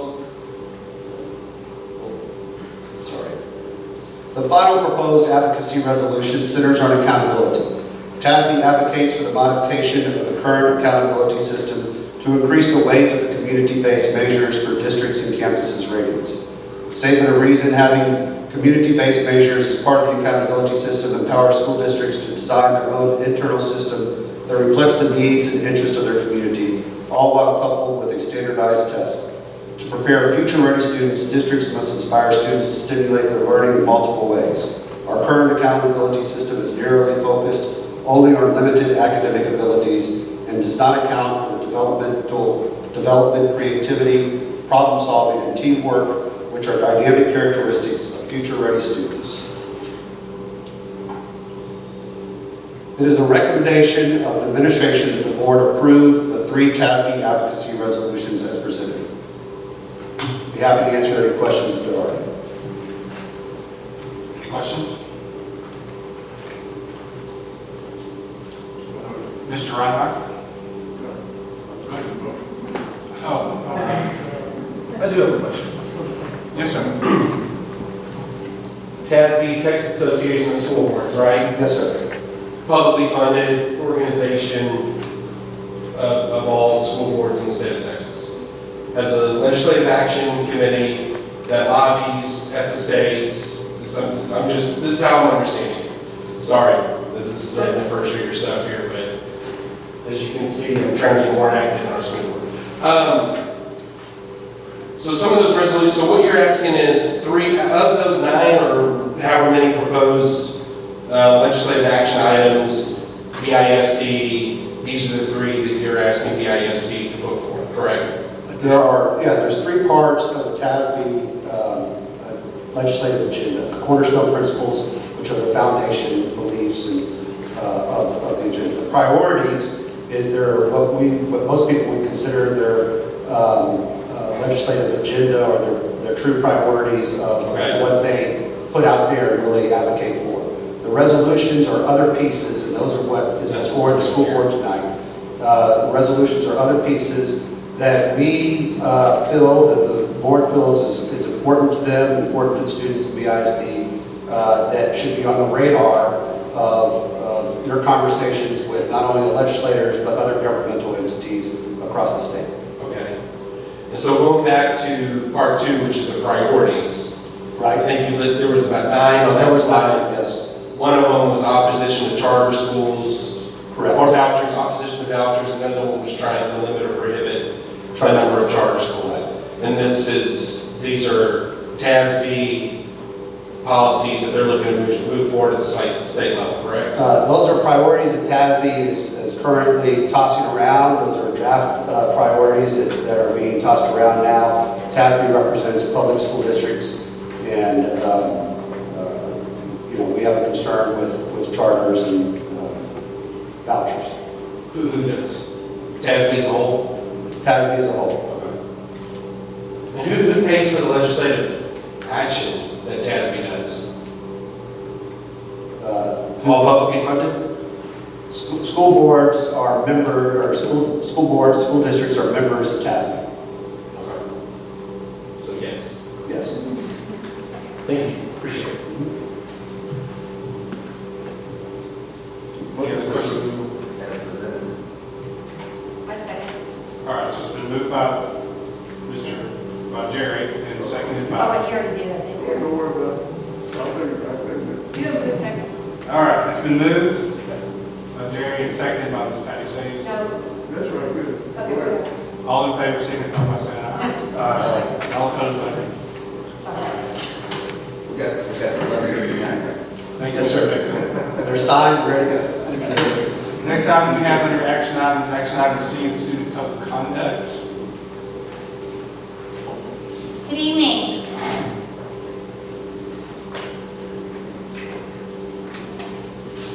In alignment with board policy FO local goal number 2, it is my pleasure to present the 2020-2021 Student Code of Conduct. A code of conduct is designed to inform parents, students, and staff of the district's disciplinary practices. You, board members, have been provided a copy of the BISD 2020-21 Student Code of Conduct in 2 versions, one that denotes changes from last year's code, and one as it will be distributed to stakeholders upon your approval. As you know, Chapter 37 of the Texas Education Code governs school discipline. The BISD Student Code of Conduct describes prevention and intervention measures utilized to reduce misbehavior, and then describes 6 different levels of misbehavior that categorize seriousness and consequences available at each level. For example, misbehaviors at level 1 are minor in nature, and teachers address them utilizing classroom consequences. Misbehaviors at level 2 are a bit more serious, and therefore the consequences at that level are also more serious. Level 3 misbehaviors are even more serious, and persistent misbehavior at this level may result in an assignment to the Disciplinary Alternative Education Program at the Lighthouse Learning Center. However, misbehaviors categorized as level 4 require a placement to the Disciplinary Alternative Education Program. Level 5 requires at least a DAEP assignment, as well as allows for removal to the Brazosport County Juvenile Justice Alternative Education Program in Angleton, and Level 6 requires such a placement. In all cases, however, mitigating factors must be considered prior to the removal from the classroom or campus. Mitigating factors that administrators must legally take into account in deciding whether to order suspension or removal to a disciplinary alternative school include consideration of self-defense, the student's disciplinary history, intent or lack of intent at the time the student engaged in the conduct, any disability that substantially impaired the student's capacity to appreciate the wrongfulness of the student's conduct, and consideration regarding status in foster care situations and status of homelessness. The Student Code of Conduct also describes specific policies such as dress code, telecommunication device policies, and transportation policies. As mentioned, level 4 misbehaviors require placement in our Disciplinary Alternative Education Program. Chapter 37 requires this of certain behaviors. However, a local school board has the authority to approve additional misbehaviors as level 4 mandatory removals if the district chooses to do so. Because our district takes student discipline so seriously, the behaviors listed on the screen are identified in our Student Code of Conduct as level 4 and require mandatory placement in our Disciplinary Alternative Education Program, even though they are actually considered discretionary by the state. This makes our Student Code of Conduct far stricter than what is required under Chapter 37 of the Texas Education Code.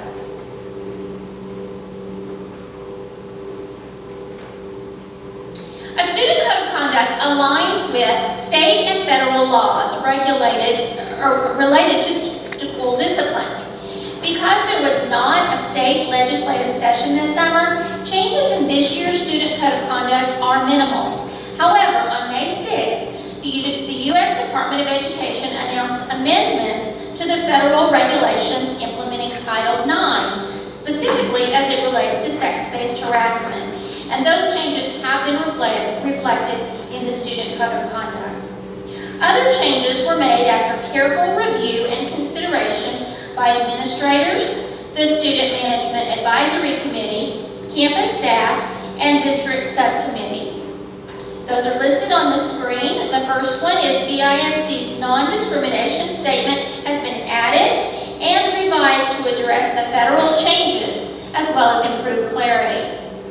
Another one, Capturing Kids' Hearts, is a secondary district initiative, and reference to the relational practices has been added. Also, board responsibilities that relate to student behavior have been notated, which specifically include adopting the student code of conduct, approving any changes or amendments, and conducting JJAEP Level 2 hearings. References to response to intervention, better known as RTI, have been replaced with multi-tiered systems of support to align with federal changes in terminology. Modifications to educational programs, interventions, and consequences for use of tobacco, drugs, and alcohol have been notated, such as referencing our team leadership course and removing the referrals to the city municipal courts for tobacco violations as a consequence, since the judge has discontinued accepting them. And finally, added corrections and multiple changes have been made to increase clarity for stakeholders. The development of the 2020-21 Student Code of Conduct began in March and included remote collaboration and input from the Student Management Advisory Committee and campus-based PBIS teams and staff. District subcommittees also reviewed specific sections relevant to their areas of expertise, such as transportation and technology-related conduct expectations. Our school district's attorney reviewed the document and provided guidance as well. All of this collaboration, input, and guidance led to the development of the 2020-21 Student Code of Conduct being presented to you tonight. It is the recommendation of the administration that the board approve the 2020-2021 Student Code of Conduct as presented. I'll be happy to answer any clarifying questions you may have about the Student Code of Conduct at this time. All right. Do you have any questions? Yes, ma'am. Hi, I was wondering why our code of conduct still allows for corporal punishment of a child. It has been this case for 6 years that I know, because I've had kids for 6 years. When studies show that corporal punishment is very ineffective, and I just don't know why we're still allowed to hit kids in school.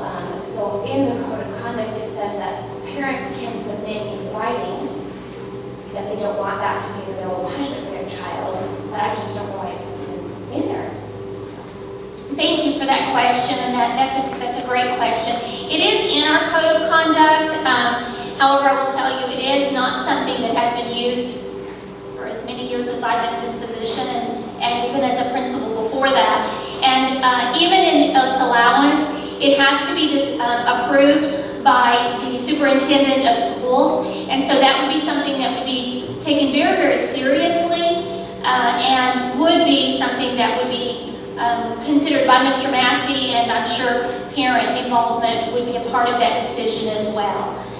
So, yes, it is still in there, but it is not something that is generally used without a parent involvement in making that decision.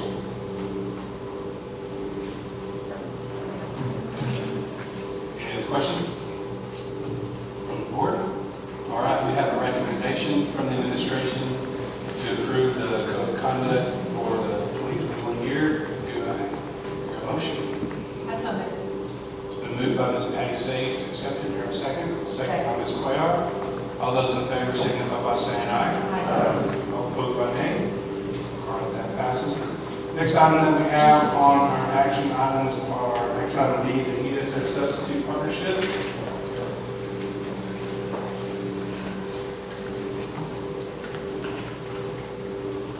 You got 20 seconds.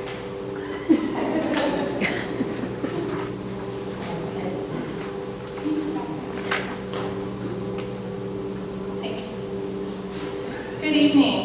It is my pleasure to be here tonight along with Fred Spencer and Jenna Cruz from ESS to present the district's recommendation for a substitute partnership for the 2020-2021 school year.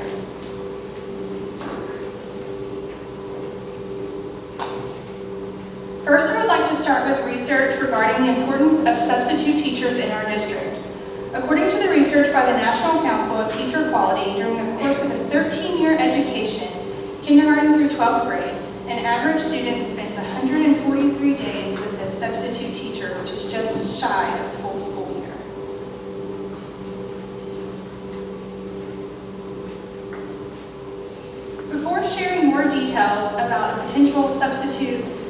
leadership, I'd like to provide an overview of our current substitute process.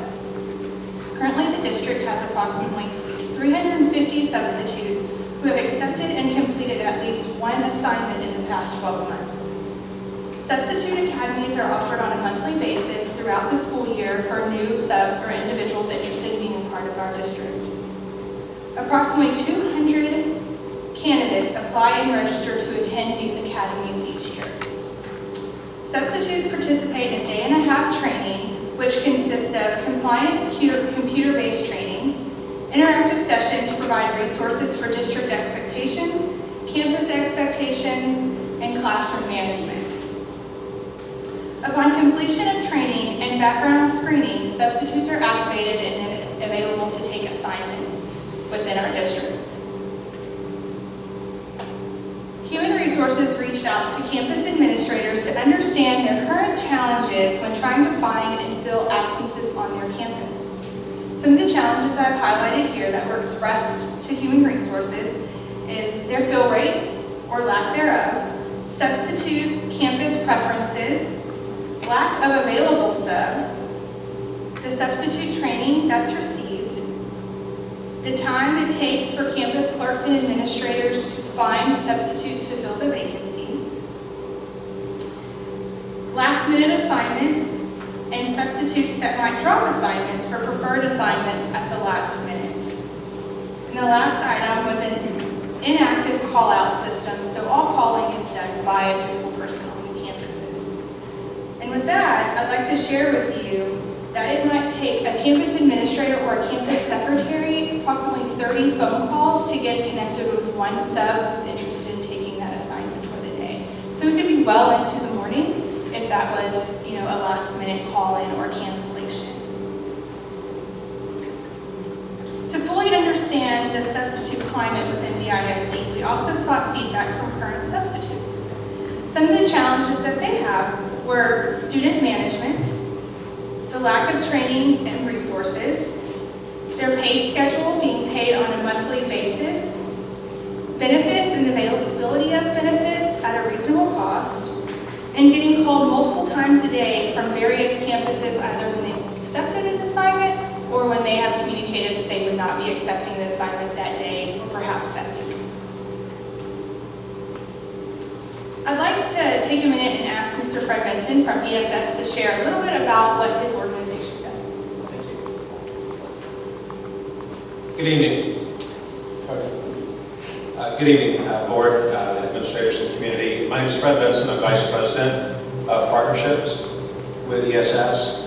With my colleague Jenna Cruz. Jenna, would you like to introduce yourself? Hi, good evening. My name is Jenna Cruz. I'm the Regional Manager of Operations for ESS.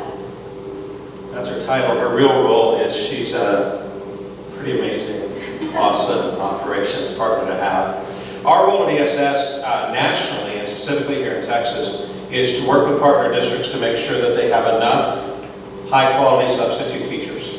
Practically every school district in the nation, and certainly every school district in the state of Texas, really is struggling to find enough. There's really two challenges there every day. Do we have enough substitutes? And the answer usually is, unfortunately, no. And then do we have enough of the right quality that can really carry forward our academic and learning goals for students? And many days the answer is also not really.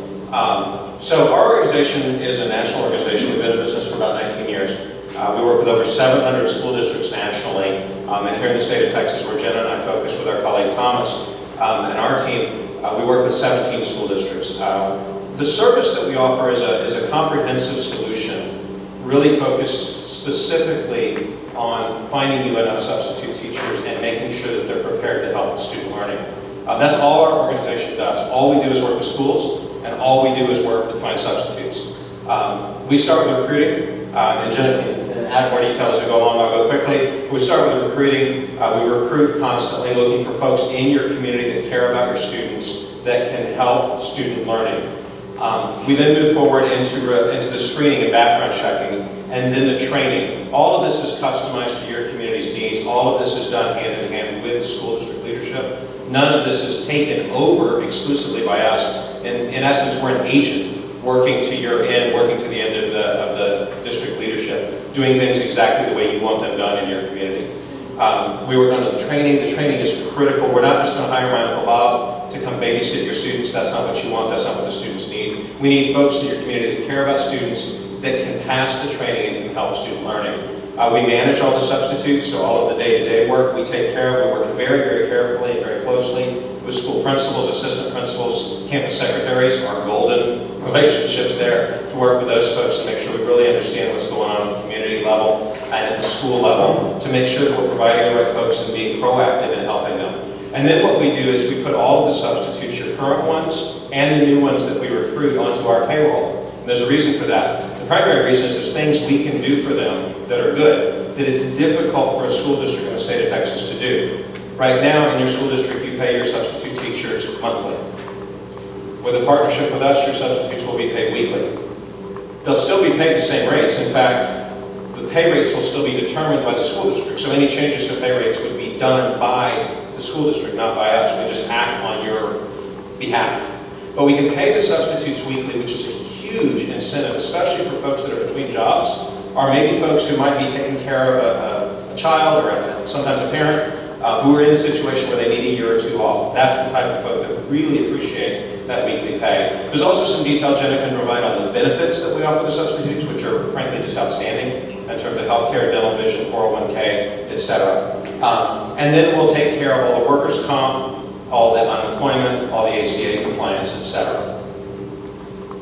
We've been thrilled with the reception we received in the state of Texas. I've worked with school districts in the state of Texas since 1992. I've been part of this organization, part of this team for 4 years. We've just been thrilled. There's a huge need for this service, and the results have been very, very good. Denton was our first partner district in the state of Texas. When we talk about fill rates a lot. Fill rates is the percentage of daily need of substitutes that you're able to fill. When we started working with Denton, the fill rate there was 88%. That's not bad. In fact, that's above the state average, but it's not what they wanted. It's not what they needed. Talking to the folks in Denton is a lot like talking to the folks in Brazosport. Like, your expectations are very high, and we welcome that and embrace that. We've partnered with Denton for over 2.5 years now, and our consistent fill rate there is 95-96%. So the data is there on quantity. The data is also there on quality, because again, it's not just about a warm body. We want to make sure we're providing the right people, and in working with the principals on a regular basis, we make sure that we're providing the right folks. We're very open to feedback. If we ever send a substitute that's not a good fit, we want to know. We want to know right away, and we'll act on that immediately. That was partner district success for a few districts that were with us in the 18-19 school year. Just a few examples. I can't make the slides move.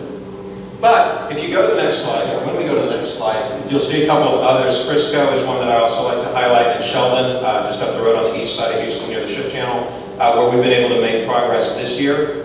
This is our first semester data, taking the fill rate at Sheldon in 4 short months from 75% to 86%. We've been thrilled with that, and since then we've made even larger gains, and we're ready to go for them in the new 2021 school year.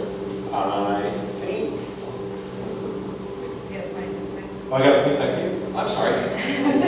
Sorry, man, I almost got the way. Thank you. Okay, so I'm just going to take a few minutes here to share a little about our current state and some of the fill rates that Fred was able to show from the other districts that they've partnered with. So how does BIC currently measure? As a district for the 18-19 school year, the fill rate was 86.9%, which left 1,948 absences unfilled for our campuses. This creates a challenge on each campus which results in pulling employees from their normal responsibilities, forces teachers to combine classes, hold classes in various locations like we're in today and or cafeteria, which all negatively impacts the instruction time, not only for the class without a sub, but for the other classes that are also interrupted for the merge. The current fill rate after the first semester is showing 88.8%. However, we know that fill rates are typically stronger in the fall semester than what they are in the spring semester due to big extracurricular activities and then time out of the classroom for coaches, band, UIL, multiple different activities that create teacher absences. Here's a snapshot of our hardest to fill campuses. You'll see that Clute Intermediate has a variance of 207 absences unfilled. On average, that equates to 1 or more unfilled absences every day for the entire school year. Brazosport High School, not far behind, has a similar challenges with 197 unfilled absences. And following with also large numbers, it's Freeport Elementary with 100 unfilled absences, and both FIS and Rasco with 87 unfilled absences.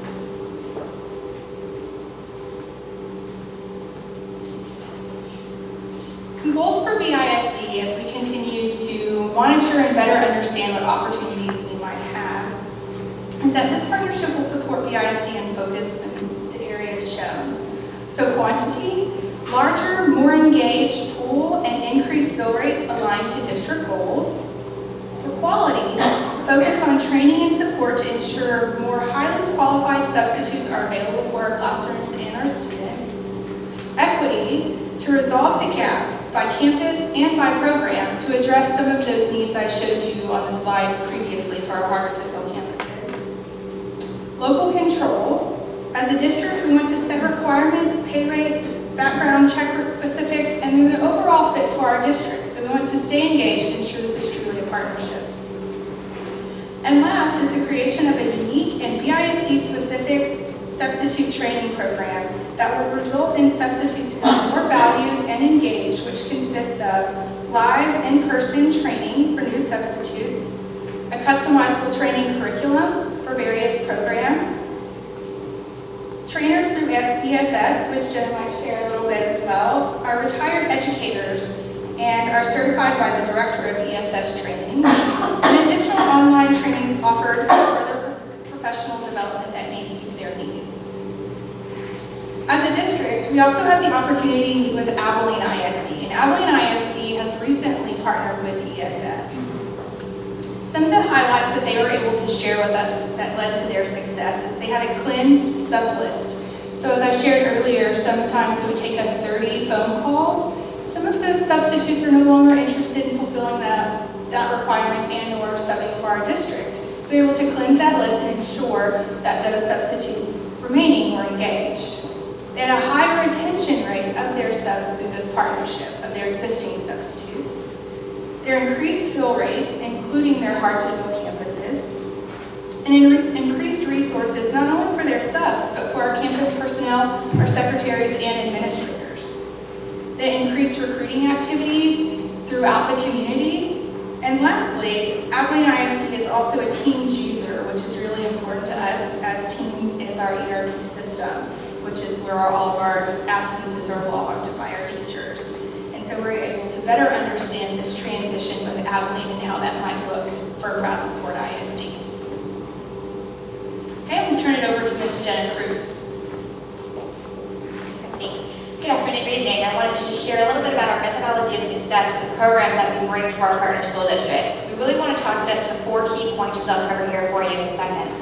Resource is going to be one of the #1 things that we bring to the table when we partner with our districts. As mentioned earlier, we've identified that a lot of the workload actually falls on the campus. So what we actually support is a national, regional, and local representation to help fund your program.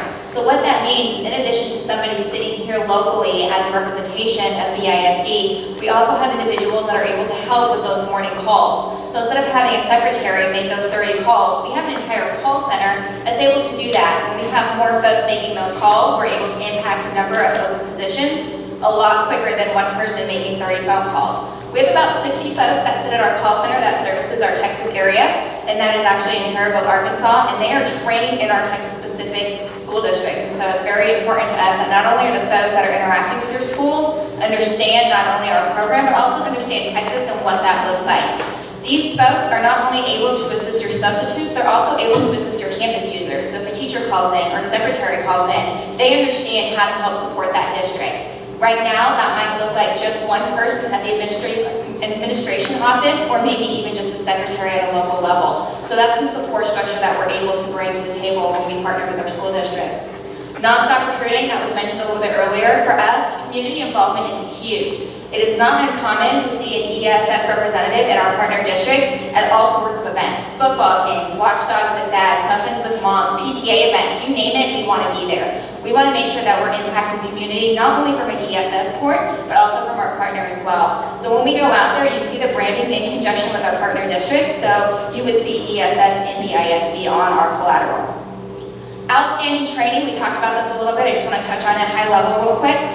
We have an outstanding training program, and the thing that makes us stand out is that it's customizable, entirely customizable to our partner districts. So we take programs that are already going really well within our communities, and we incorporate those into our already existing training. What we also do is we collect feedback from our substitute teachers as well as our campus administrators, and it's a constant, ever-adapting training. Something that I'll bring up right now that has been extremely important, especially as we start to transition. Active shooter training has been something that's on the hot topic of everybody, and safety training, and that's something that we've been incorporating in all of our districts, as well as the COVID guidelines. We have also already started to establish some of those into our trainings as well, and we're working with our partner districts on what right looks like for each one of their communities. And then finally, we want to make sure that we're engaging our substitute teachers and offering them incentives. I'll have a little bit more on the next slide here.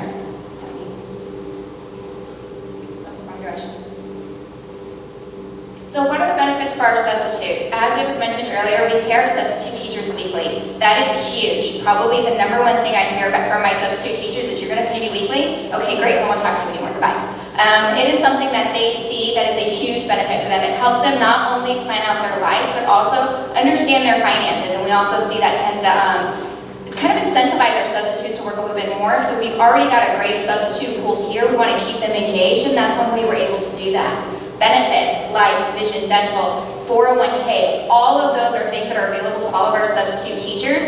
And one thing that we bring to the table is that it's tiered. It's not one size fits all. That means that different varieties of families and income of a household can choose to opt into benefits that maybe they were not able to do so in the previous alignment of benefits.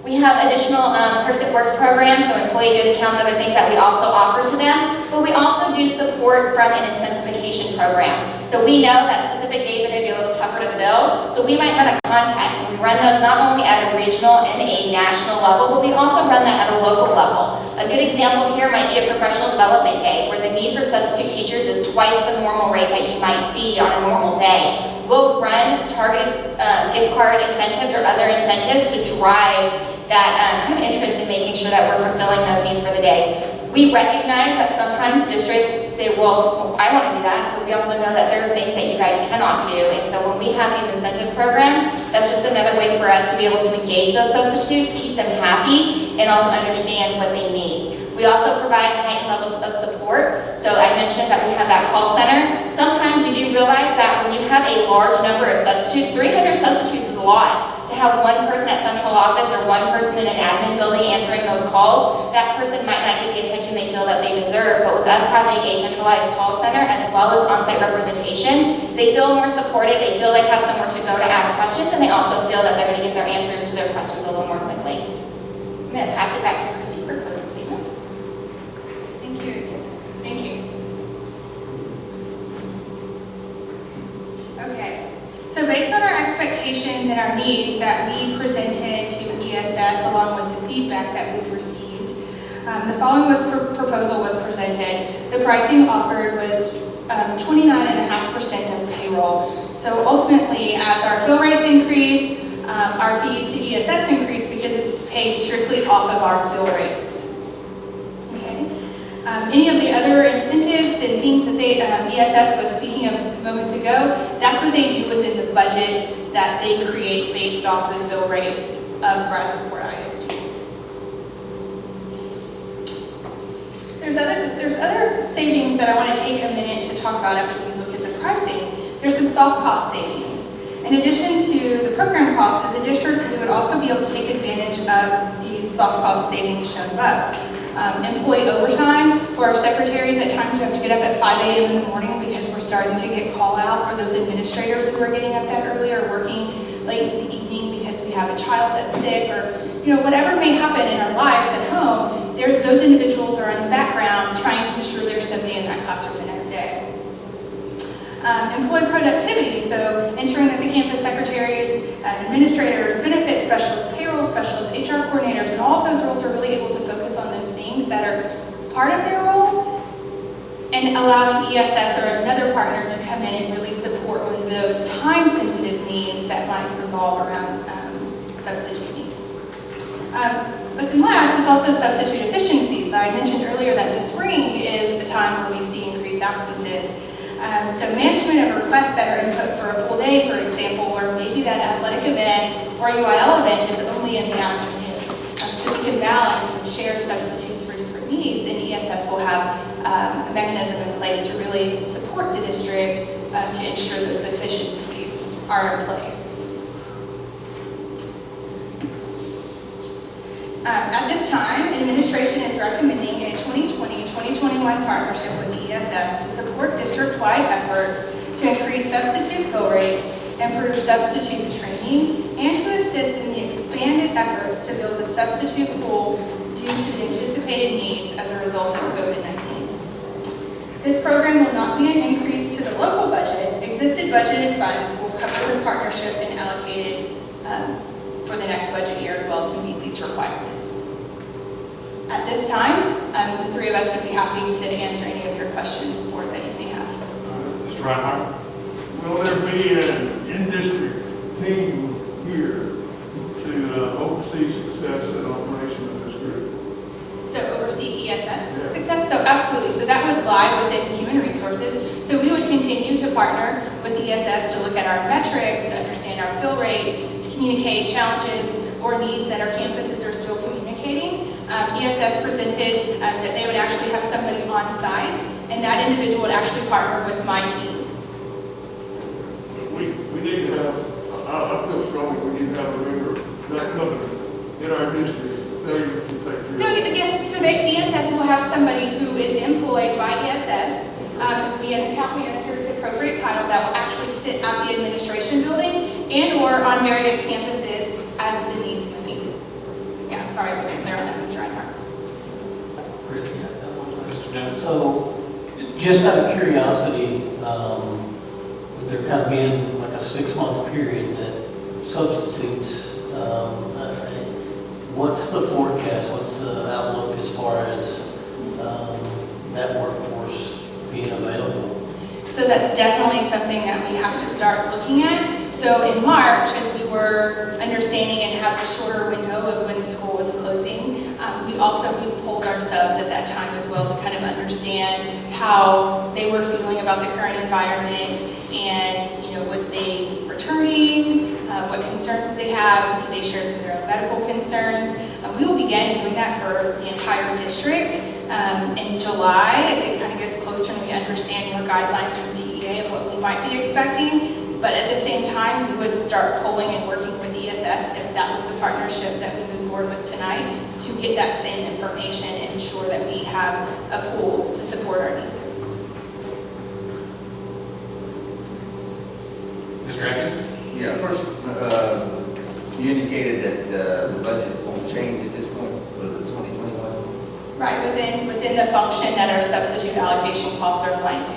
And we're looking at a 1-year contract? Yes, sir. Okay, or understanding, whatever we're signing. Yes. I guess the question is that we will start with our existing sub-list? Yes. Okay. So upon approval, we would begin communicating with our subs as soon as tomorrow to let them know. We would anticipate an implementation call later this week with ESS that we could begin that transition and orientation process for our substitutes. We would start soon. And so will there be an option for those subs that only wants to sub in one school? To continue that way, absolutely, they will still be able to manage those preferences. We would want to keep them engaged at any level we could. Okay. And I guess one question, the last question is, does ESS have the thinking or put the effort in to try to get a more qualified sub, in case Coach Shelby back there, having his physics class, or last year, having his physics class, not having an English person come to the physics class? I mean, is that an effort that you guys do to try to Do you want to talk a little match about that the training up with process? this? Absolutely. I'll take that one. So So we employ every method possible to make sure that we're finding quality candidates for the roles that we're looking for.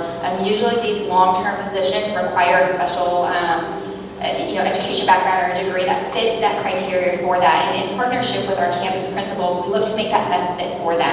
So we just ask them to communicate to us what that need is, and then we start to look at first our existing sub-pool. Do we have folks that fit those qualifications that would make a good fit? And if the answer is no, then that's what we actually go and recruit for. So we have an entire program in place that allows that information to come to us so that our on-site individual can start making appropriate recruiting strategies to make sure that we have qualified individuals walking into the correct classrooms.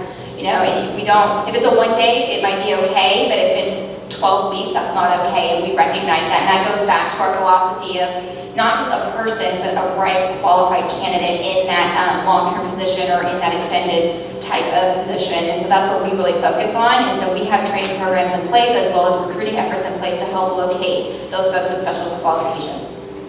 So in the past, have you improved when you go into, when you go into a district, is your history to increase the number of potential substitutes?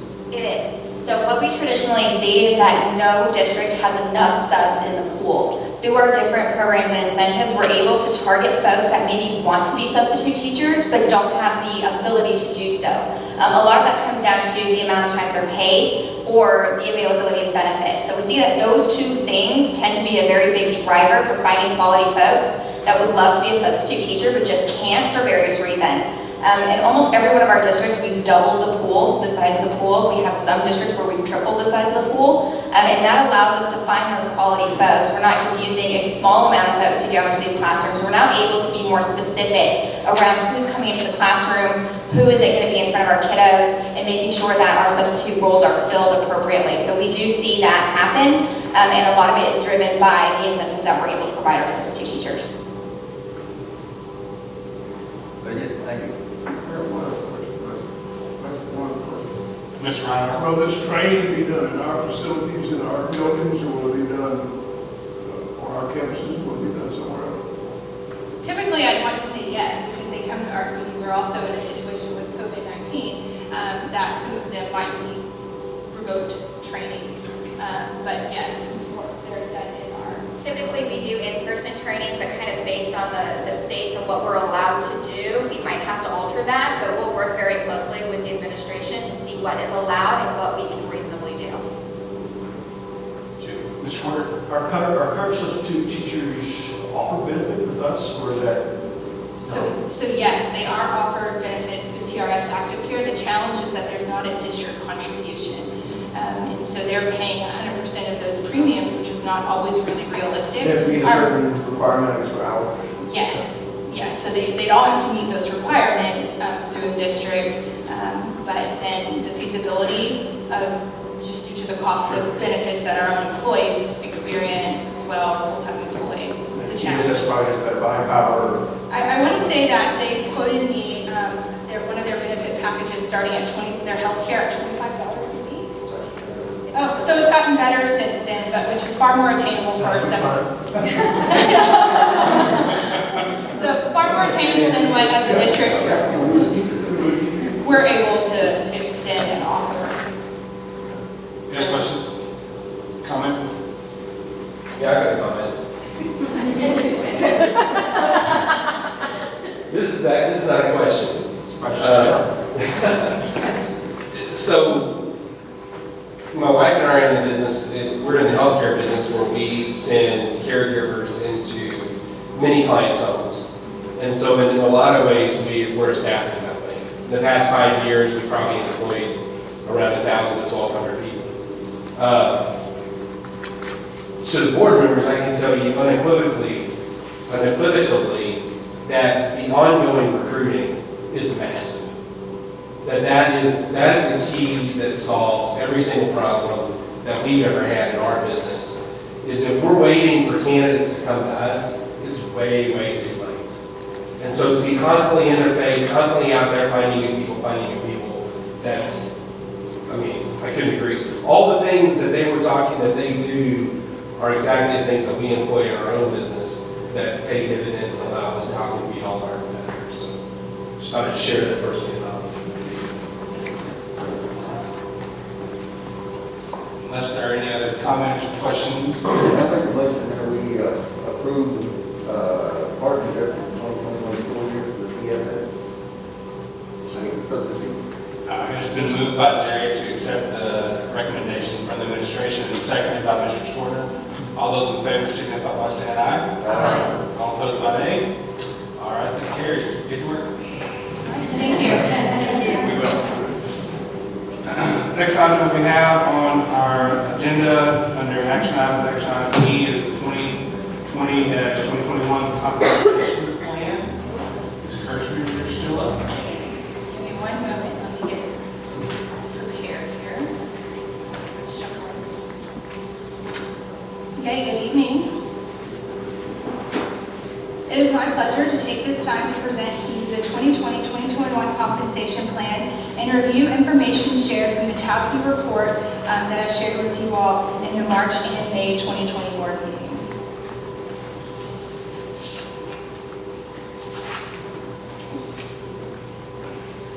So as review, part of our compensation analysis, the district is compared to a peer group to assess our market position. These market districts shown are consistent with market districts utilized for the 2019-2020 compensation plan. In addition to the peer districts that I've just previously shown, non-school market sources are also utilized to review market data for positions that might have a market position outside of education. The non-school markets that we utilize is the Economic Research Institute and Comp Analyst, both for the Houston metro area. To share a little demographic data, the bar chart here shows the current teacher average years of experience for Brazosport ISD, which you will see highlighted by the blue line, which is 9 years of experience. For a more detailed look at the market comparisons for teacher salaries, please see the chart shown. You will see that all ranges are approximately 98% of market median, and I'll share with you the orange line is Brazosport ISD, and the blue line is the local market median of those peer districts shown. So as I was stating, they're all approximately 98% of the market median, which is extremely competitive considering we adjusted our market comparison group to a more competitive peer group. I also want to share with you that this chart is for base salaries only. This chart does not include competitive stipends and incentives that are eligible to Brazosport ISD that absolutely set the standard compared to our peer districts. To review with you the recommendations presented by Toffee, they're on the slide here. Toffee has 6 recommendations, and the first is to implement pay structure adjustments to align with the market, which would ensure strong starting salaries and that midpoints are aligned with market data. The second recommendation is to adopt a general pay increase, or GPI, to maintain market position. Teacher GPI is calculated on a percentage of market median salary, and non-teacher GPI is calculated as a percentage of the employee pay grade midpoint. For number 3, third recommendation, additional adjustments were applied to the teacher salaries at years 9 through 17 on the proposed teacher hiring schedule to align with market values. This really came in place due to the last legislative session in House Bill 3, where districts made more aggressive increases starting at steps 5 and higher for years of experience. Fourth recommendation is provide 1/2 of the GPI to the employees who are over the maximum of their pay grade. Fifth recommendation is to ensure employee health care costs is affordable per the Affordable Care Act. And lastly, provide adjustments to address market differences and maintain pay equity within the pay grades currently held by Brazosport ISD. Toffee also presented 3 cost models, which included all of those recommendations I just shared with you. Cost model 1 was for a 2% increase, which is a total of $1.9 million. Cost model 2 at 2.5% increase has a total cost of approximately $2.4 million. And the third model is a 3% increase, which has a total cost of approximately $2.8 million. Okay, which once again is inclusive of the general pay increase as well as the adjustment.